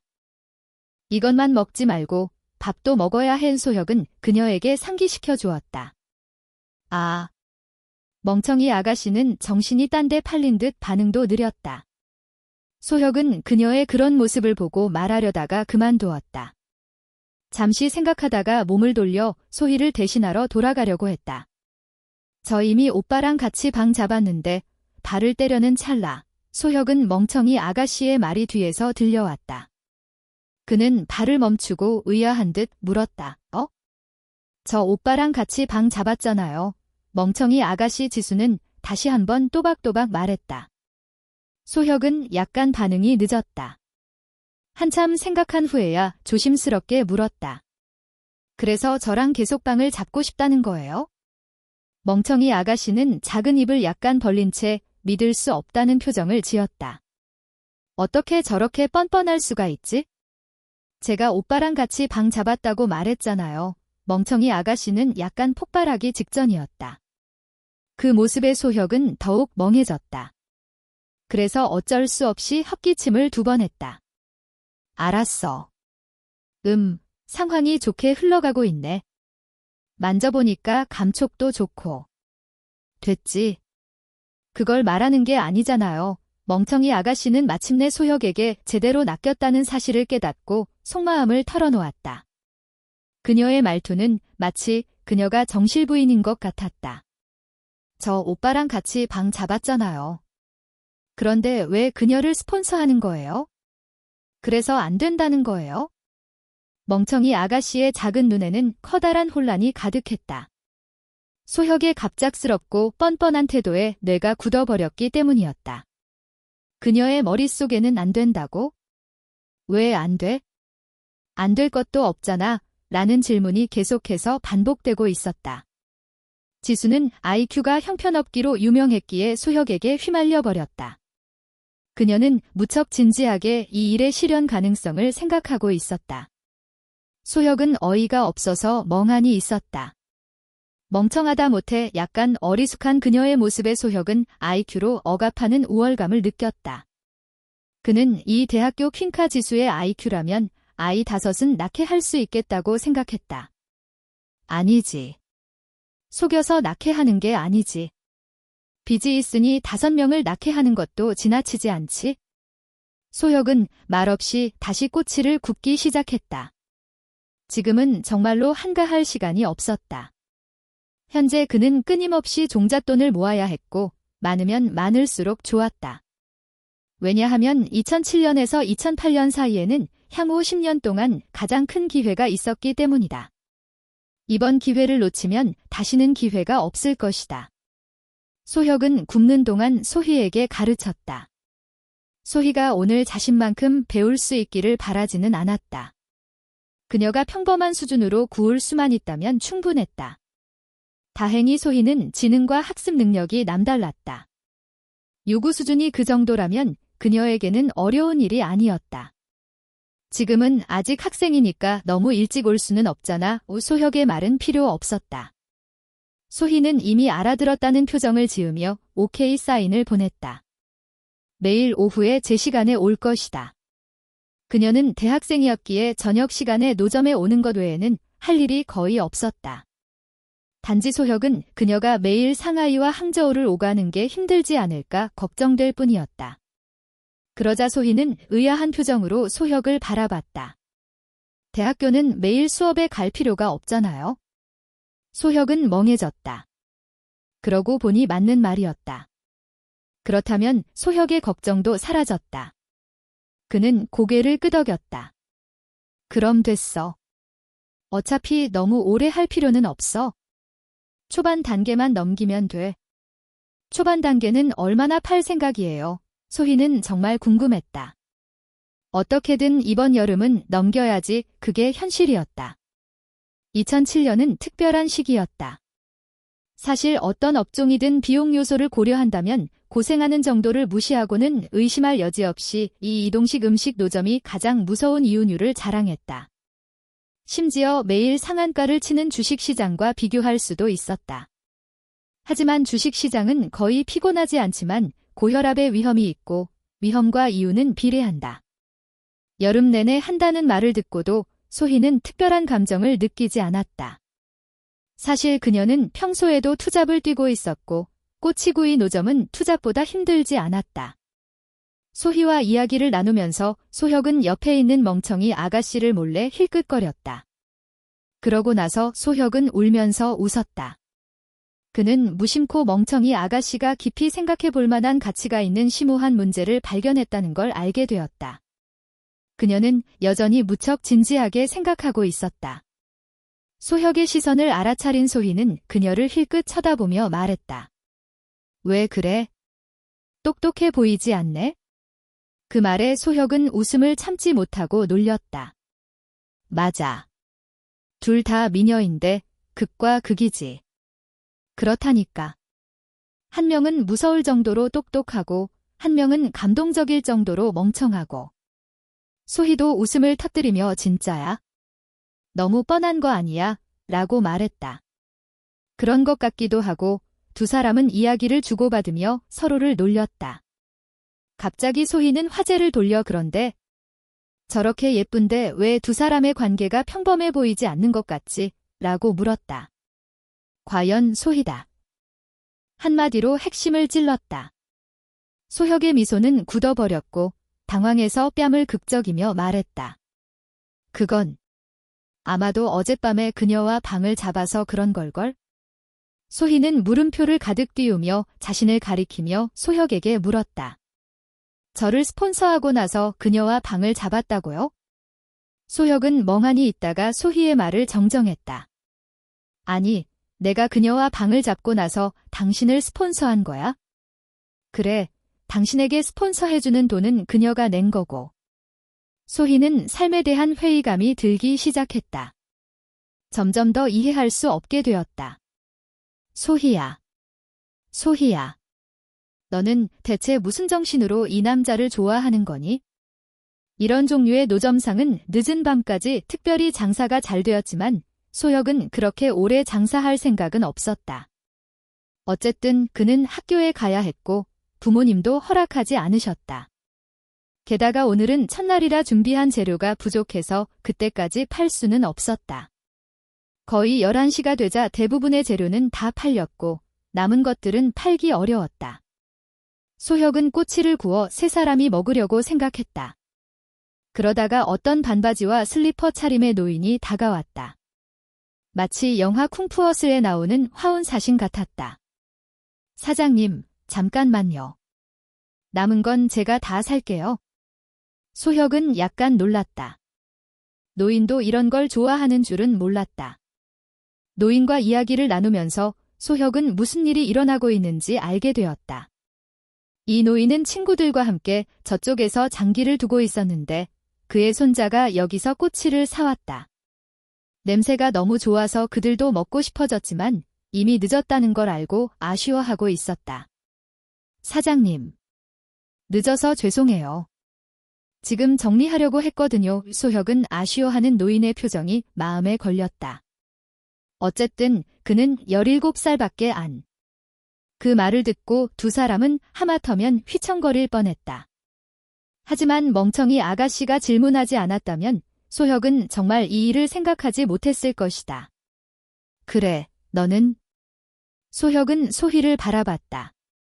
이 시간대에 소희를 상하이로 다시 돌려보내는 건 현실적이지 않았고 매일 차비로 나가는 돈도 적지 않을 것이다.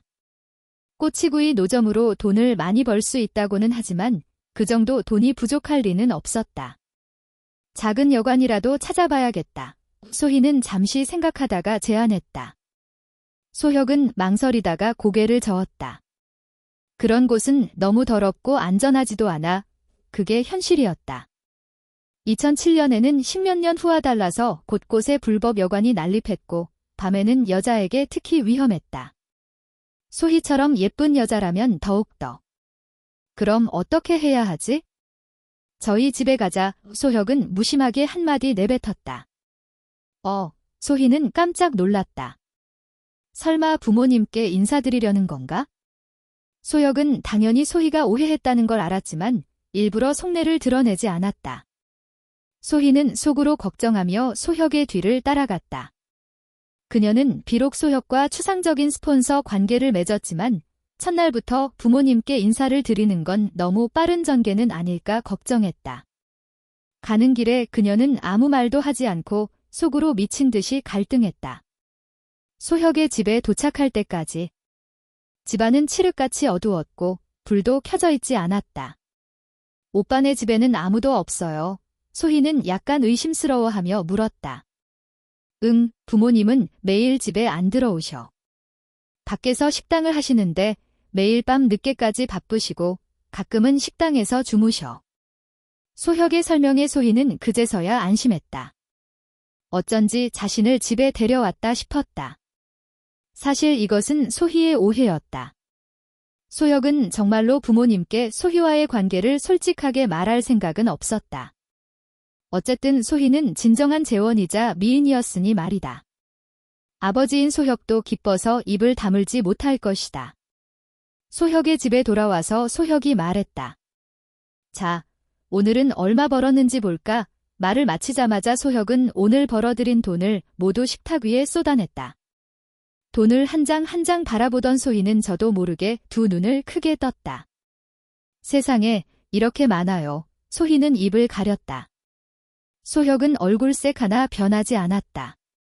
사실 속으로는 매우 놀라고 있었다. 2007년 실물 경제가 이렇게 엄청날 줄이야. 과연 기회가 넘쳐나는 황금 시대였다. 돈을 한 장 한 장 세어 재료값을 빼고 꼬치구이 노점을 사는데 쓴 돈까지 빼니 순이익이 1872위안이었다. 맙서사, 이렇게 계산하면 국경절까지 하루에 2000위안씩 벌 수 있겠네요. 소희는 흥분하며 말했다. 소혁은 고개를 저었다. 그뿐만이 아니야. 오늘은 첫날이고 여기에는 꼬치구이 노점 원가가 포함되어 있어. 나중에 규모를 더 키우고 2시간 더 팔면 하루 평균 순이익이 3,000에서 5,000위안은 될 거야.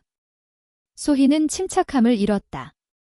이 정도 월급이면 웬만한 사람들은 한두 달은 일해야 벌 수 있는 돈이었다.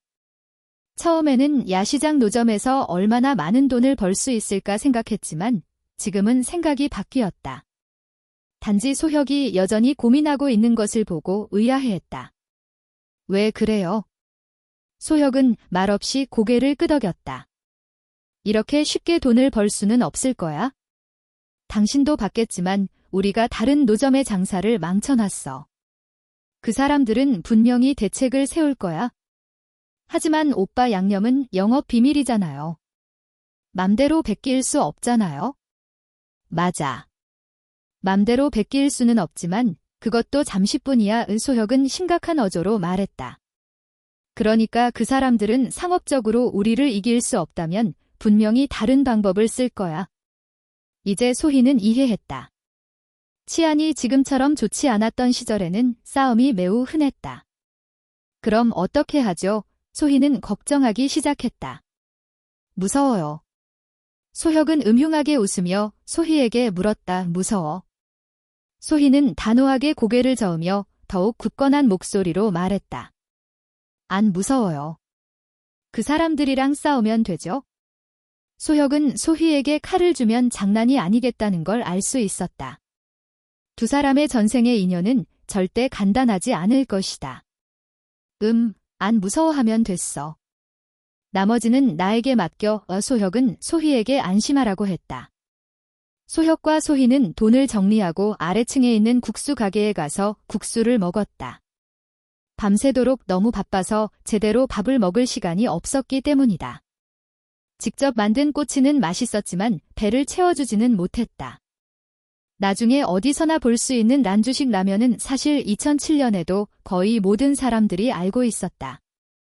가장 중요한 건 오래라면 한 그릇이 4위안밖에 안 한다는 것이다. 비록 고기는 얇았지만 란주식 라면 요리사의 칼솜씨는 세계 최고 수준이었다. 두 사람은 국수를 후루룩 마시며 만족스러운 표정을 지었다. 역시 국수 한 그릇을 마셔야 속이 편안해지는 것 같았다. 소혁은 배를 문지르며 감탄했다. 내일은 포장해와서 같이 일하면서 먹어야겠다. 소혁은 소희에게 말했다. 소희는 아무런 의견도 내지 않았다. 오늘은 첫날이라 두 사람 모두 약간 정신이 없었지만 개업날 운이 좋게도 돈을 꽤 벌었다. 잠시 생각하던 소혁은 다시 그녀에게 당부했다. 맞다. 내일 오후에 먼저 와서 내가 오기 전까지는 그 사람들이랑 싸우지 마. 내 성격을 잘 아니까. 겉으로는 착해 보이지만 뼛속까지 억세잖아. 알았어요. 소희는 천천히 국물을 마시며 아까부터 한 방울도 남기지 않으려고 했다. 어쨌든 양부모는 그녀를 잘 대해주지 않았고 특히 몇 년 전부터 소희의 생활비는 매달 충분하지 못했다. 한창 클 나이인데 하루에 2끼밖에 먹을 수 없으니. 대학교에 진학한 후에는 직접 아르바이트를 했지만 번 돈은 거의 다 피도 눈물도 없는 가족들에게 빼앗겼다. 그래서 소희는 알뜰살뜰하게 살 수밖에 없었다. 소혁은 말없이 소희를 바라봤다. 마음속으로 더욱 아파졌다. 비록 자신이 그녀가 고통받기 전에 막았지만 여전히 조금 늦었다. 한참 후에 소혁은 조심스럽게 입을 열었다. 저에게 물어보고 싶은 건 없어요? 소희는 잠시 멍하니 있다가 재빨리 고개를 저었다. 똑똑한 그녀는 묻지 말아야 할 질문은 하지 않았다. 때로는 어리숙한 척하는 게 더 많은 것을 얻을 수 있다는 걸 알고 있었기 때문이다. 소혁은 그녀의 의견을 존중하며 고개를 끄덕이고 더 이상 묻지 않았다. 그러고 나서 두 사람은 소혁의 집으로 돌아왔다. 소혁은 샤워를 했다. 온종일 불 앞에 서 있었기에 온몸이 땀으로 끈적끈적했다. 샤워할래요? 소혁은 욕실에서 나와 소희에게 물었다. 소희는 본능적으로 자신을 돌아본 후 괜찮아요. 잠깐만 참을게요. 라고 작게 말했다. 그제서야 소혁은 자신이 그녀를 상하이에서 너무 급하게 데려왔다는 것을 깨달았다. 그녀는 갈아입을 옷이 없었다. 이렇게 된 김에 소혁은 약간 미안한 마음이 들어 말했다. 사실 제 옷을 입어도 돼요? 세탁하고 베란다에 널어놓으면 밤새도록 말릴 수 있으니까. 소희는 약간 멍해져서 의심스러운 눈초리로 그를 평가했다. 설마 핑계 삼아서 저에게 무슨 짓을 하려고 하는 건 아니죠? 소혁은 눈을 부릅뜨며 말했다. 당연히 아니지. 내가 너에게 무슨 짓을 하려고 한다면 이런 핑계가 필요하겠어? 우리 관계에 비추어 봤을 때 너는 거절할 권리가 없어. 소희는 한동안 아무 말도 하지 못했다. 정말 반박할 수 없었다. 결국 그녀는 고개를 끄덕이고 샤워하러 갔다. 사실 이 시간 동안 소희는 소혁이 자신에게 무슨 짓을 할까 봐 온갖 걱정을 다 했지만 샤워를 마치고 나왔을 때 아무 일도 일어나지 않았다. 소희는 오히려 약간 실망했다. 얘야, 내가 매력이 없는 거니? 역시 소혁은 남자가 아니야? 비록 10대 후반이었지만 소혁은 전생에 소희와 함께해야 할 일과 하지 말아야 할 일을 모두 해봤기에 그녀의 매력에 약간 참을성이 있었다. 게다가 오늘 밤은 너무 피곤해서 골아떨어지기 직전이었다. 무슨 일이 일어날 수도 있었지만 몸이 버티지 못할 것 같았다. 소혁의 옷을 입고 나오자 소희는 약간 불편했지만 소혁의 체취만 날 뿐이었다. 갓 샤워를 마친 소희는 머리카락도 다 말리지 못하고 피부에 옅은 홍조를 띤 채 마치 간 물에서 솟아오른 연꽃 같았다. 자, 이제 자러 가자. 소혁은 하품을 했다. 지금 그는 졸려서 더 이상 참을 수 없었다. 소희는 고개를 끄덕이고 말없이 소혁의 뒤를 따라가 마침내 소혁의 침실로 들어갔다. 소혁은 원래 그녀에게 침실에 있으라고 하고 자기는 소파에서 자려고 했지만 잠시 생각해보니 전생에 소희의 몸을 안 본 곳이 없는데 뭘 그렇게 망설이는 건가 싶었다. 소희는 소혁의 침실을 평가했다.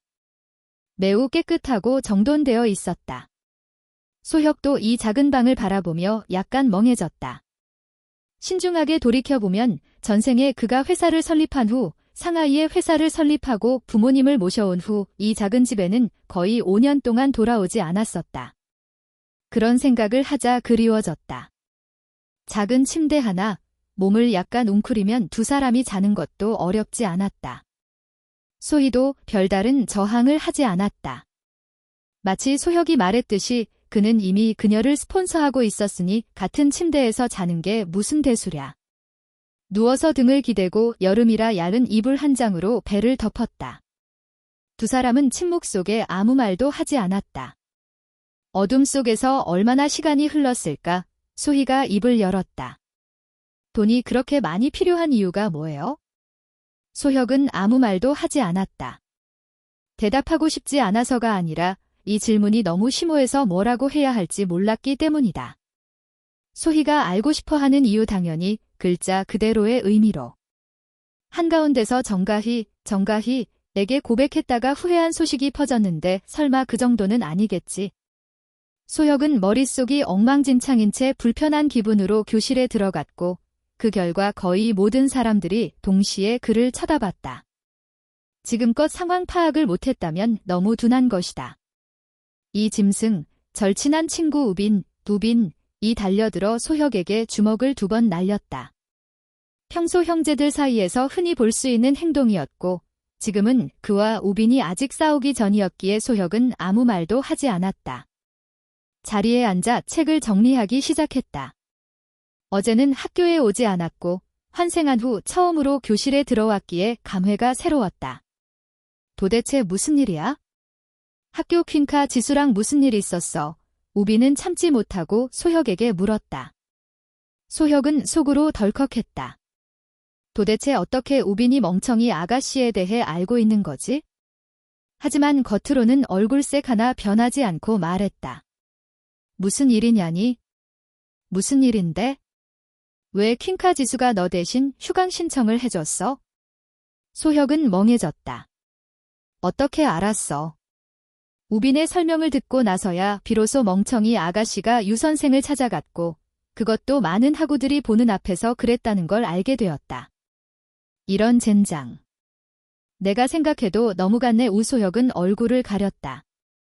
멍청이 아가씨는 원래 어리숙하고 눈치도 없으니 이런 일은 정말 믿을 수 없었다. 하지만 그는 억지로 변명했다. 그냥 휴강 신청을 부탁한 것뿐인데 뭘 그렇게 호들갑이야? 하지만 그의 눈앞에는 복잡한 표정의 우빈이 있었다. 소혁은 마음이 철렁 내려앉았다. 왠지 이 일만이 아닌 것 같았다. 소혁과 우빈의 대화는 일부러 작게 말한 게 아니었기에 많은 학우들의 호기심을 자극했다. 그 중에는 정가희도 있었다. 그녀 역시 방금 문을 열고 들어왔고 소혁의 대각선 맞은편에 앉아 있었다. 도대체 퀸카 지수랑 러브 호텔에 갔다는 소문이 진짜야? 우빈은 뜬 소문을 퍼뜨렸다. 소혁은 속으로 격렬하게 흔들렸다. 아니, 설마 이 일도 본 사람이 있는 건가? 이제야 비로소 왜 이렇게 많은 사람들이 자신을 쳐다보는지 알게 되었다.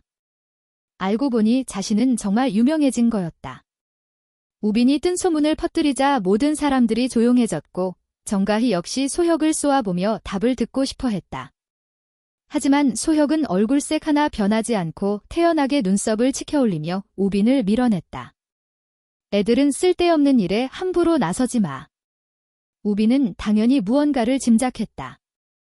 하지만 그는 이런 종류의 일은 인정하든 인정하지 않든 문제가 있다는 걸 알고 있었기에 사적으로 더 알아보고 해답을 찾아내기로 했다.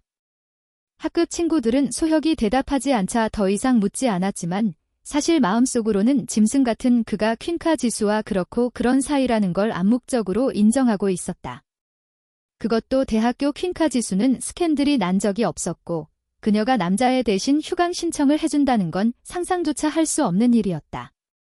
그리고 그녀와 소혁이 호텔에서 나왔다는 건 믿는 사람이 있는가 하면 믿지 않는 사람도 있었다. 하지만 이유가 없는 건 분명히 아니었다. 학생들은 쉴 새 없이 잡담을 나눴고 심지어 몇몇은 도박을 하고 있었다. 소혁은 조용히 종이에 무언가를 쓰고 있었다. 환생한 지 얼마 안 된 지금, 과거의 기억이 혼란스러워지기 전에 중요한 정보를 적어둬야 했다. 시간이 지나면 이 기억들이 뒤섞여 엉망이 될 수도 있으니까. 환생 후 그의 기억은 마치 그림 맞추기처럼 억지로 끼워 넣는 것 같았다. 하지만 약간의 부작용도 있는 것 같았다. 뇌가 약간 나른해지는 것이다.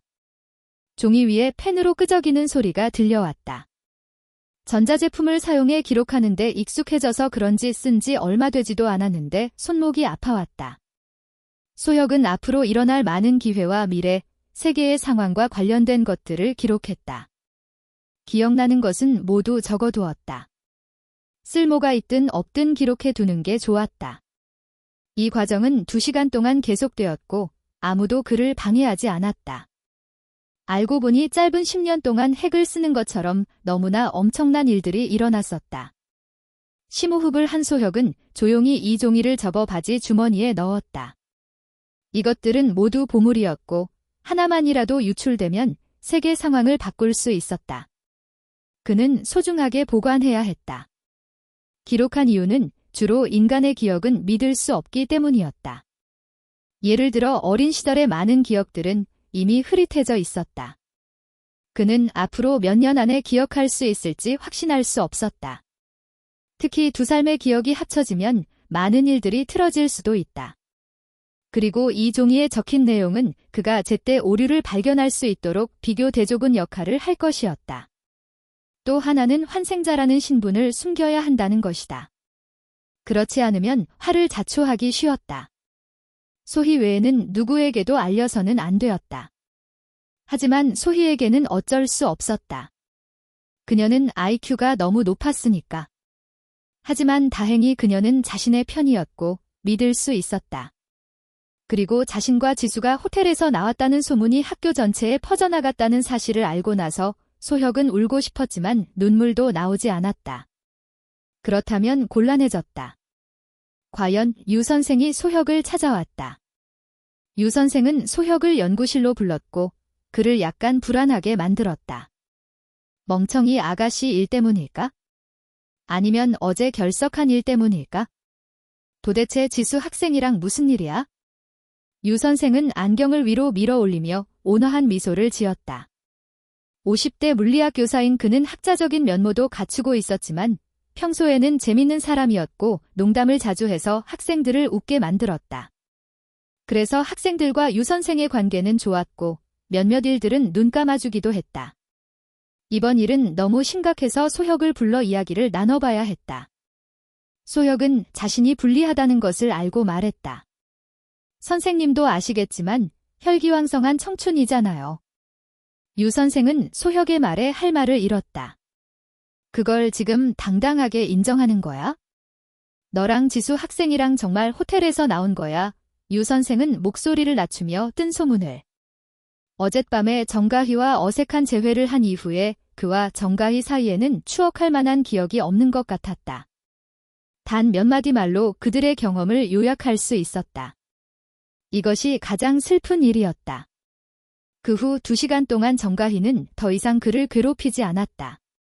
반대로 그부들은 때때로 소혁을 훔쳐봤다. 이 두 사람의 일은 많은 사람들이 알고 있었지만 이제 당사자인 소혁이 더 이상 사귀지 않겠다고 한 것이다. 더 중요한 건 그가 헤어지고 나서 학교 퀸카까지 꼬셨다는 점이었다. 이건 정말 말도 안 되는 일이었다. 그래서 지금 학급 친구들의 얼굴에는 구경거리를 기대하는 표정이 역력했지만 사실 이를 가는 사람들도 적지 않았다. 그 이유는 매우 간단했다.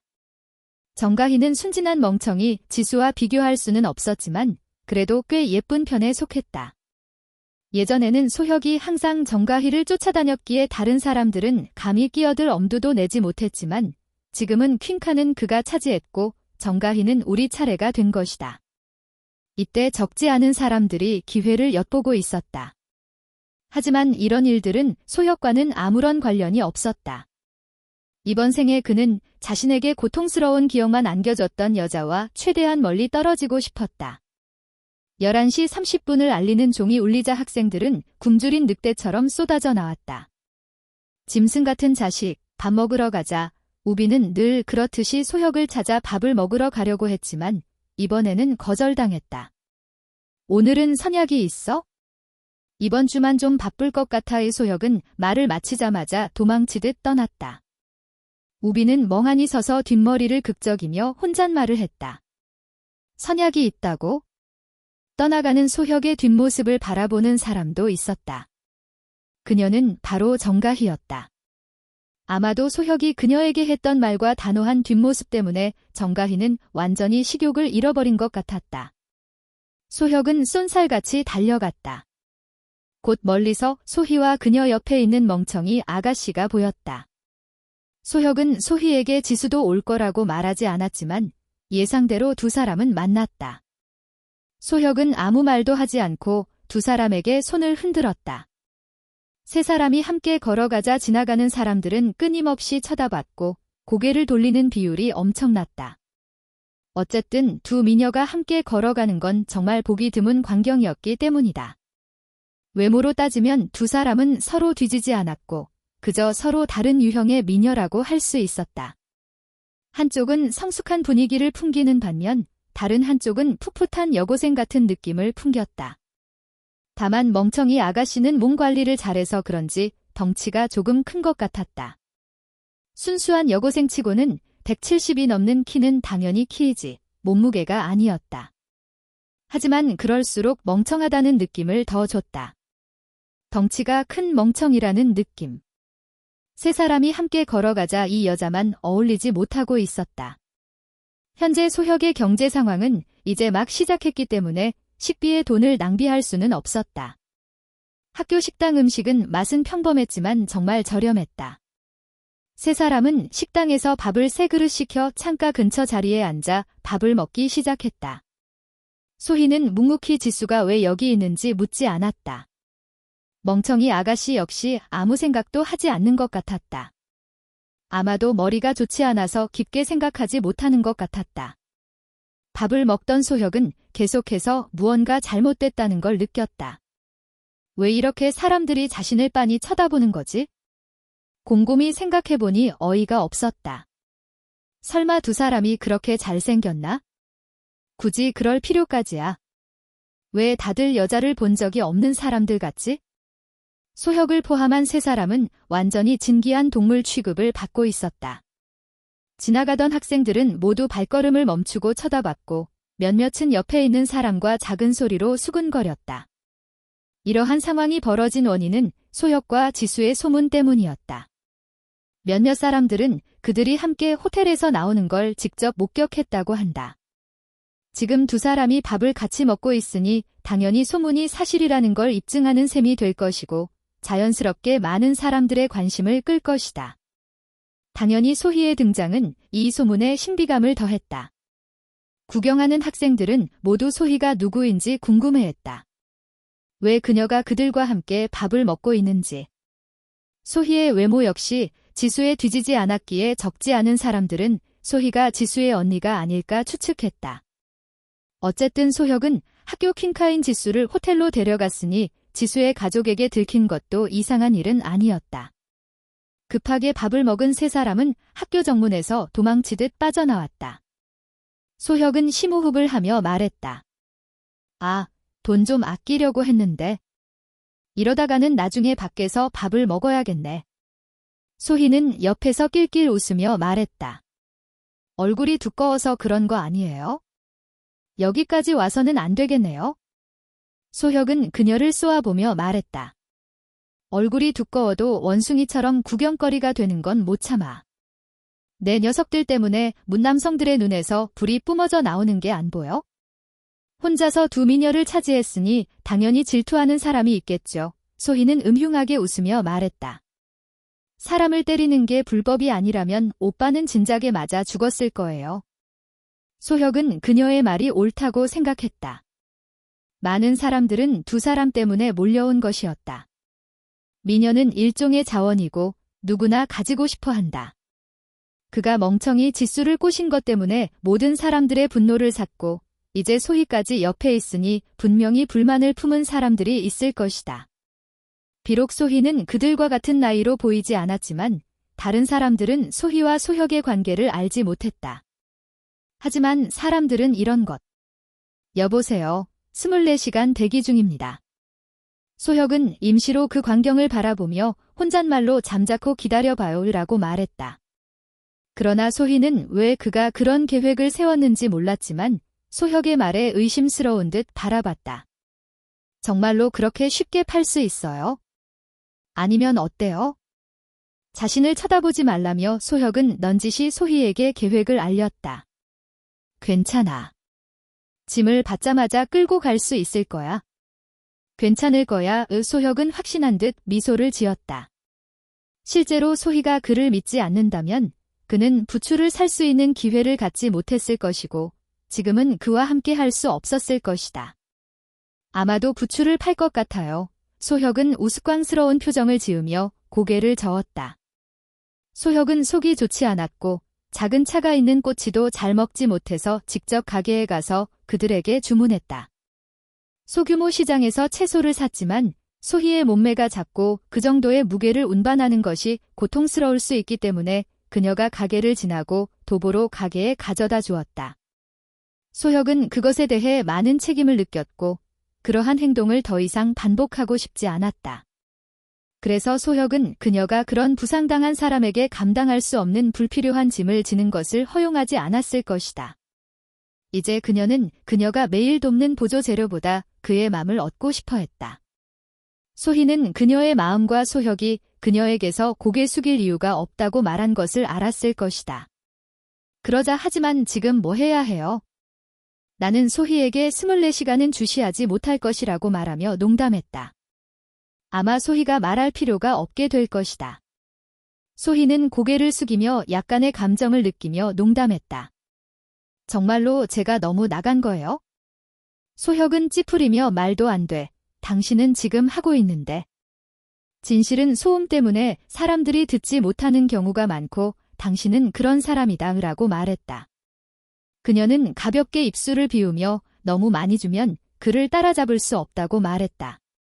그가 멍청이 탓을 하지 않을 거예요. 세맹인들이 만져서 멍청이를 비우는 것을 잊어버린 것으로 밝혀져서 슬픔에 빠졌다.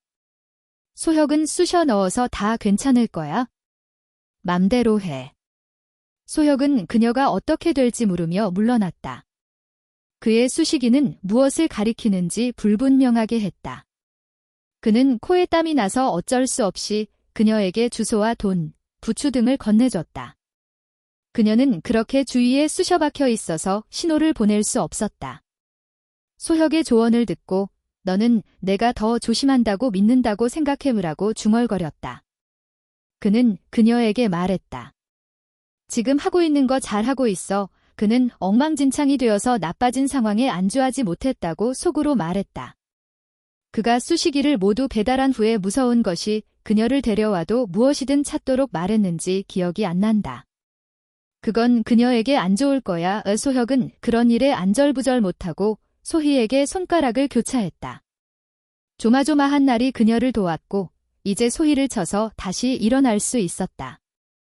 소희는 아는 게 맞지 않았고 무서웠지만 그런 말을 해주고 싶지 않았다.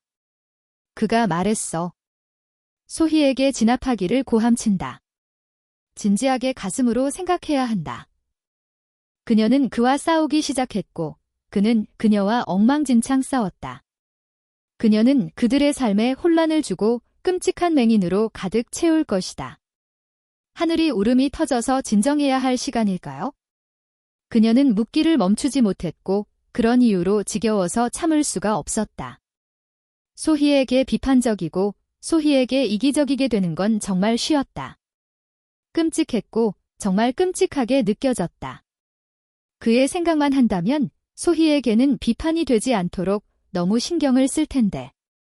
결국 억지로 설득했다. 하지만 그를 부추기거나 그를 너무 주시했다. 소희가 괜찮아요. 이제 거의 다 했어요. 라고 한심하게 말할 때 소혁의 비판적인 면이 갉아먹을까봐 두려웠다. 지금 그녀는 불쌍할 수밖에 없어.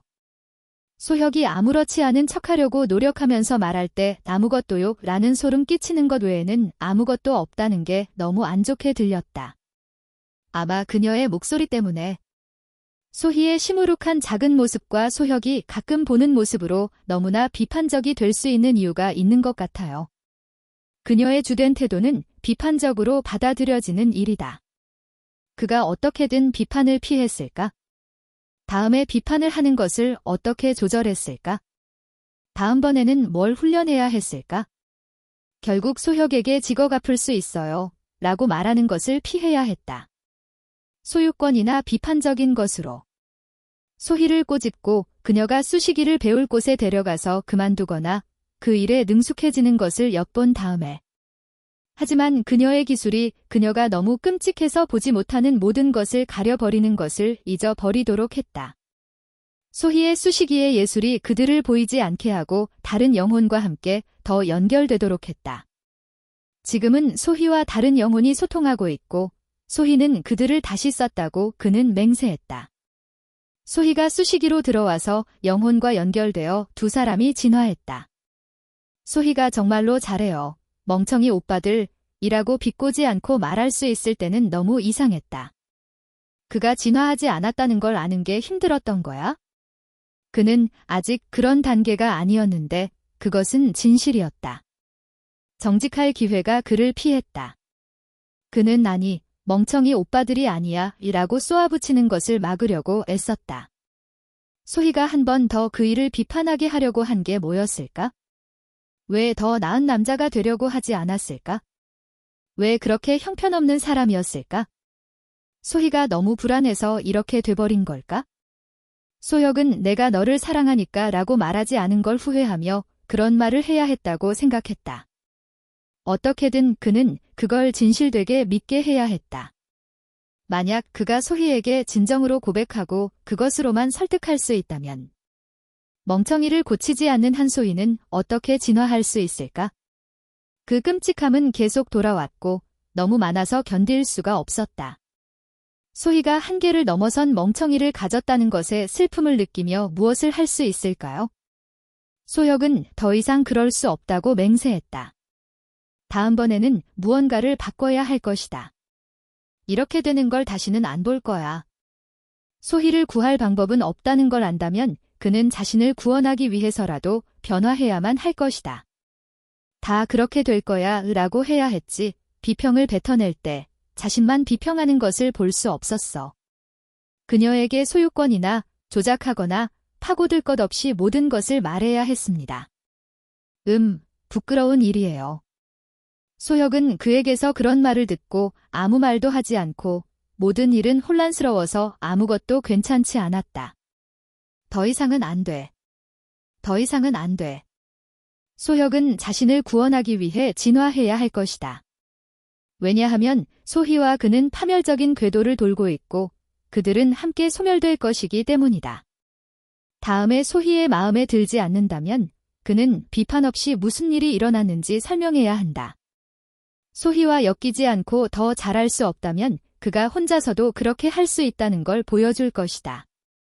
영원히 함께하지 않으려면 진화할 것. 하지만 먼저 진화할 때까지 혼자서도 괜찮다면 아니면 더 나빠질 것이다.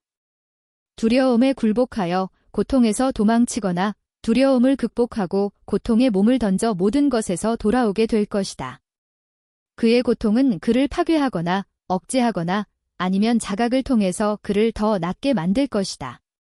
가슴에 비어있는 공동체의 슬픔에 젖어 돌아온 것에 안주하지 않으면 무릎 꿇지 않을 것이다. 그는 분산시키고 산만하게 하고 그를 혼란스럽게 하고 고통을 맹세할 수 있는 것이 무엇이든 할 것이다. 하지만 고통은 언제나 그를 이길 것이고 매번 더욱 강해질 것이다. 오직 진실로 끔찍한 자신일 때 그는 가치를 알기 위해 사랑으로 자신과 관련된 끔찍한 세부 사항을 기억하고 가슴을 찢을 것이다. 그는 이 고통에서 벗어나 고통으로 인해 파괴되지 않고 억압되지 않고 단련되어서 나오려고 애썼다. 두 개야. 그가 마주보려고 온 것으로 다시 한번 물을 것이다. 부끄러움이 뭐예요? 그러자 그는 진정해져서 나는 부끄러워 라고 말할 것이다. 고뇌 없이 또는 속을 채우지 않고 아니면 고통 없이 돌아오면 진정한 자신을 얻을 수 없다. 하지만 만약 그렇게 된다면 모든 진실함과 그을음이 그의 것이 될 것이다. 하지만 소희는 소혁이 변하는 꼴을 보고 싶어 했을까? 변화하고 싶다는 그의 욕구가 그를 다른 무엇이 되게 할까? 모든 것에는 희생이 있을 것이다. 진실이 그렇게 되게 하세요. 그를 구하기 위해서 고통에 뛰어든 사람은 어쩔 수 없이 희생을 감수하고 그 고통에 함께 삼켜진다. 고통에 동참한 사람을 위한 공간도 없다. 그는 고통에서 스스로를 구하기 위해서 희생할 필요가 없다는 것을 알 때가 올 것이고 그가 한 일은 소희를 더 강하게 만드는 것이었다. 만약 그와 고통이 다가와서 그의 힘을 빼고 도망치면 그녀는 소혁을 구원하기 위해서 파괴할 것이다. 모두가 변하려 애쓰고 고통의 힘이 강한 사람에게 영웅이 된다면 어떨까? 소희는 단호해지기 위해 두 사람을 모두 꿰뚫어 볼 고통을 받아들여야 할 것이다. 그러면 그가 짊어질 짐이 너무 끔찍해서 맹렬히 자신을 믿어야 할 것이다. 소혁은 이 감정의 무기들을 영원히 피할 수 있었기 때문에 더 빨리 자신을 찾기를 바랐다. 두 개가 함께 그를 비틀리게 하고 죽이려고 하더라도 둘은 강해진다는 걸 그는 알고 있었다. 또 한 번, 왜 그는 소희를 믿어야 했던 걸까? 왜 그의 가슴이 찌그러졌을까? 그가 비평, 조작, 소유권, 오만, 경시의 비겁함의 무게 아래 고통에서 해방시키겠다고 맹세할 뿐이라면 그녀는 매번 뱀처럼 자각의 불을 내뿜을 것이다. 그는 끔찍한 고통을 감수해야 한다. 매일 그에게서 떨어져 나가지만 그는 그것에 저항하기를 거부한다면? 그때에야 고통이 끝날 것이며 그는 그와 연결될 것이며 소희와 연결될 것이다. 소희와 긍정적인 방법으로 연결되기 위해 비참을 받아들인다면 오르락내리락하는 바다의 공포가 그의 발 아래서 파도칠 것이고 그를 파괴하려 할 것이다. 소희의 신뢰 때문에 그렇게 맹세하는 것을 받아들여야 한다. 소희가 고통을 멈추기 위해서는 그녀를 받아들이고 그로 인해 변해야 한다. 그녀와 관계가 없을 때 고통이 있는 곳으로 가십시오. 소희의 곁에 안전하고 신뢰가 쌓여 있어서 그녀가 자신의 어둠을 소유할 수 있을 때까지 고통은 사라질 것입니다.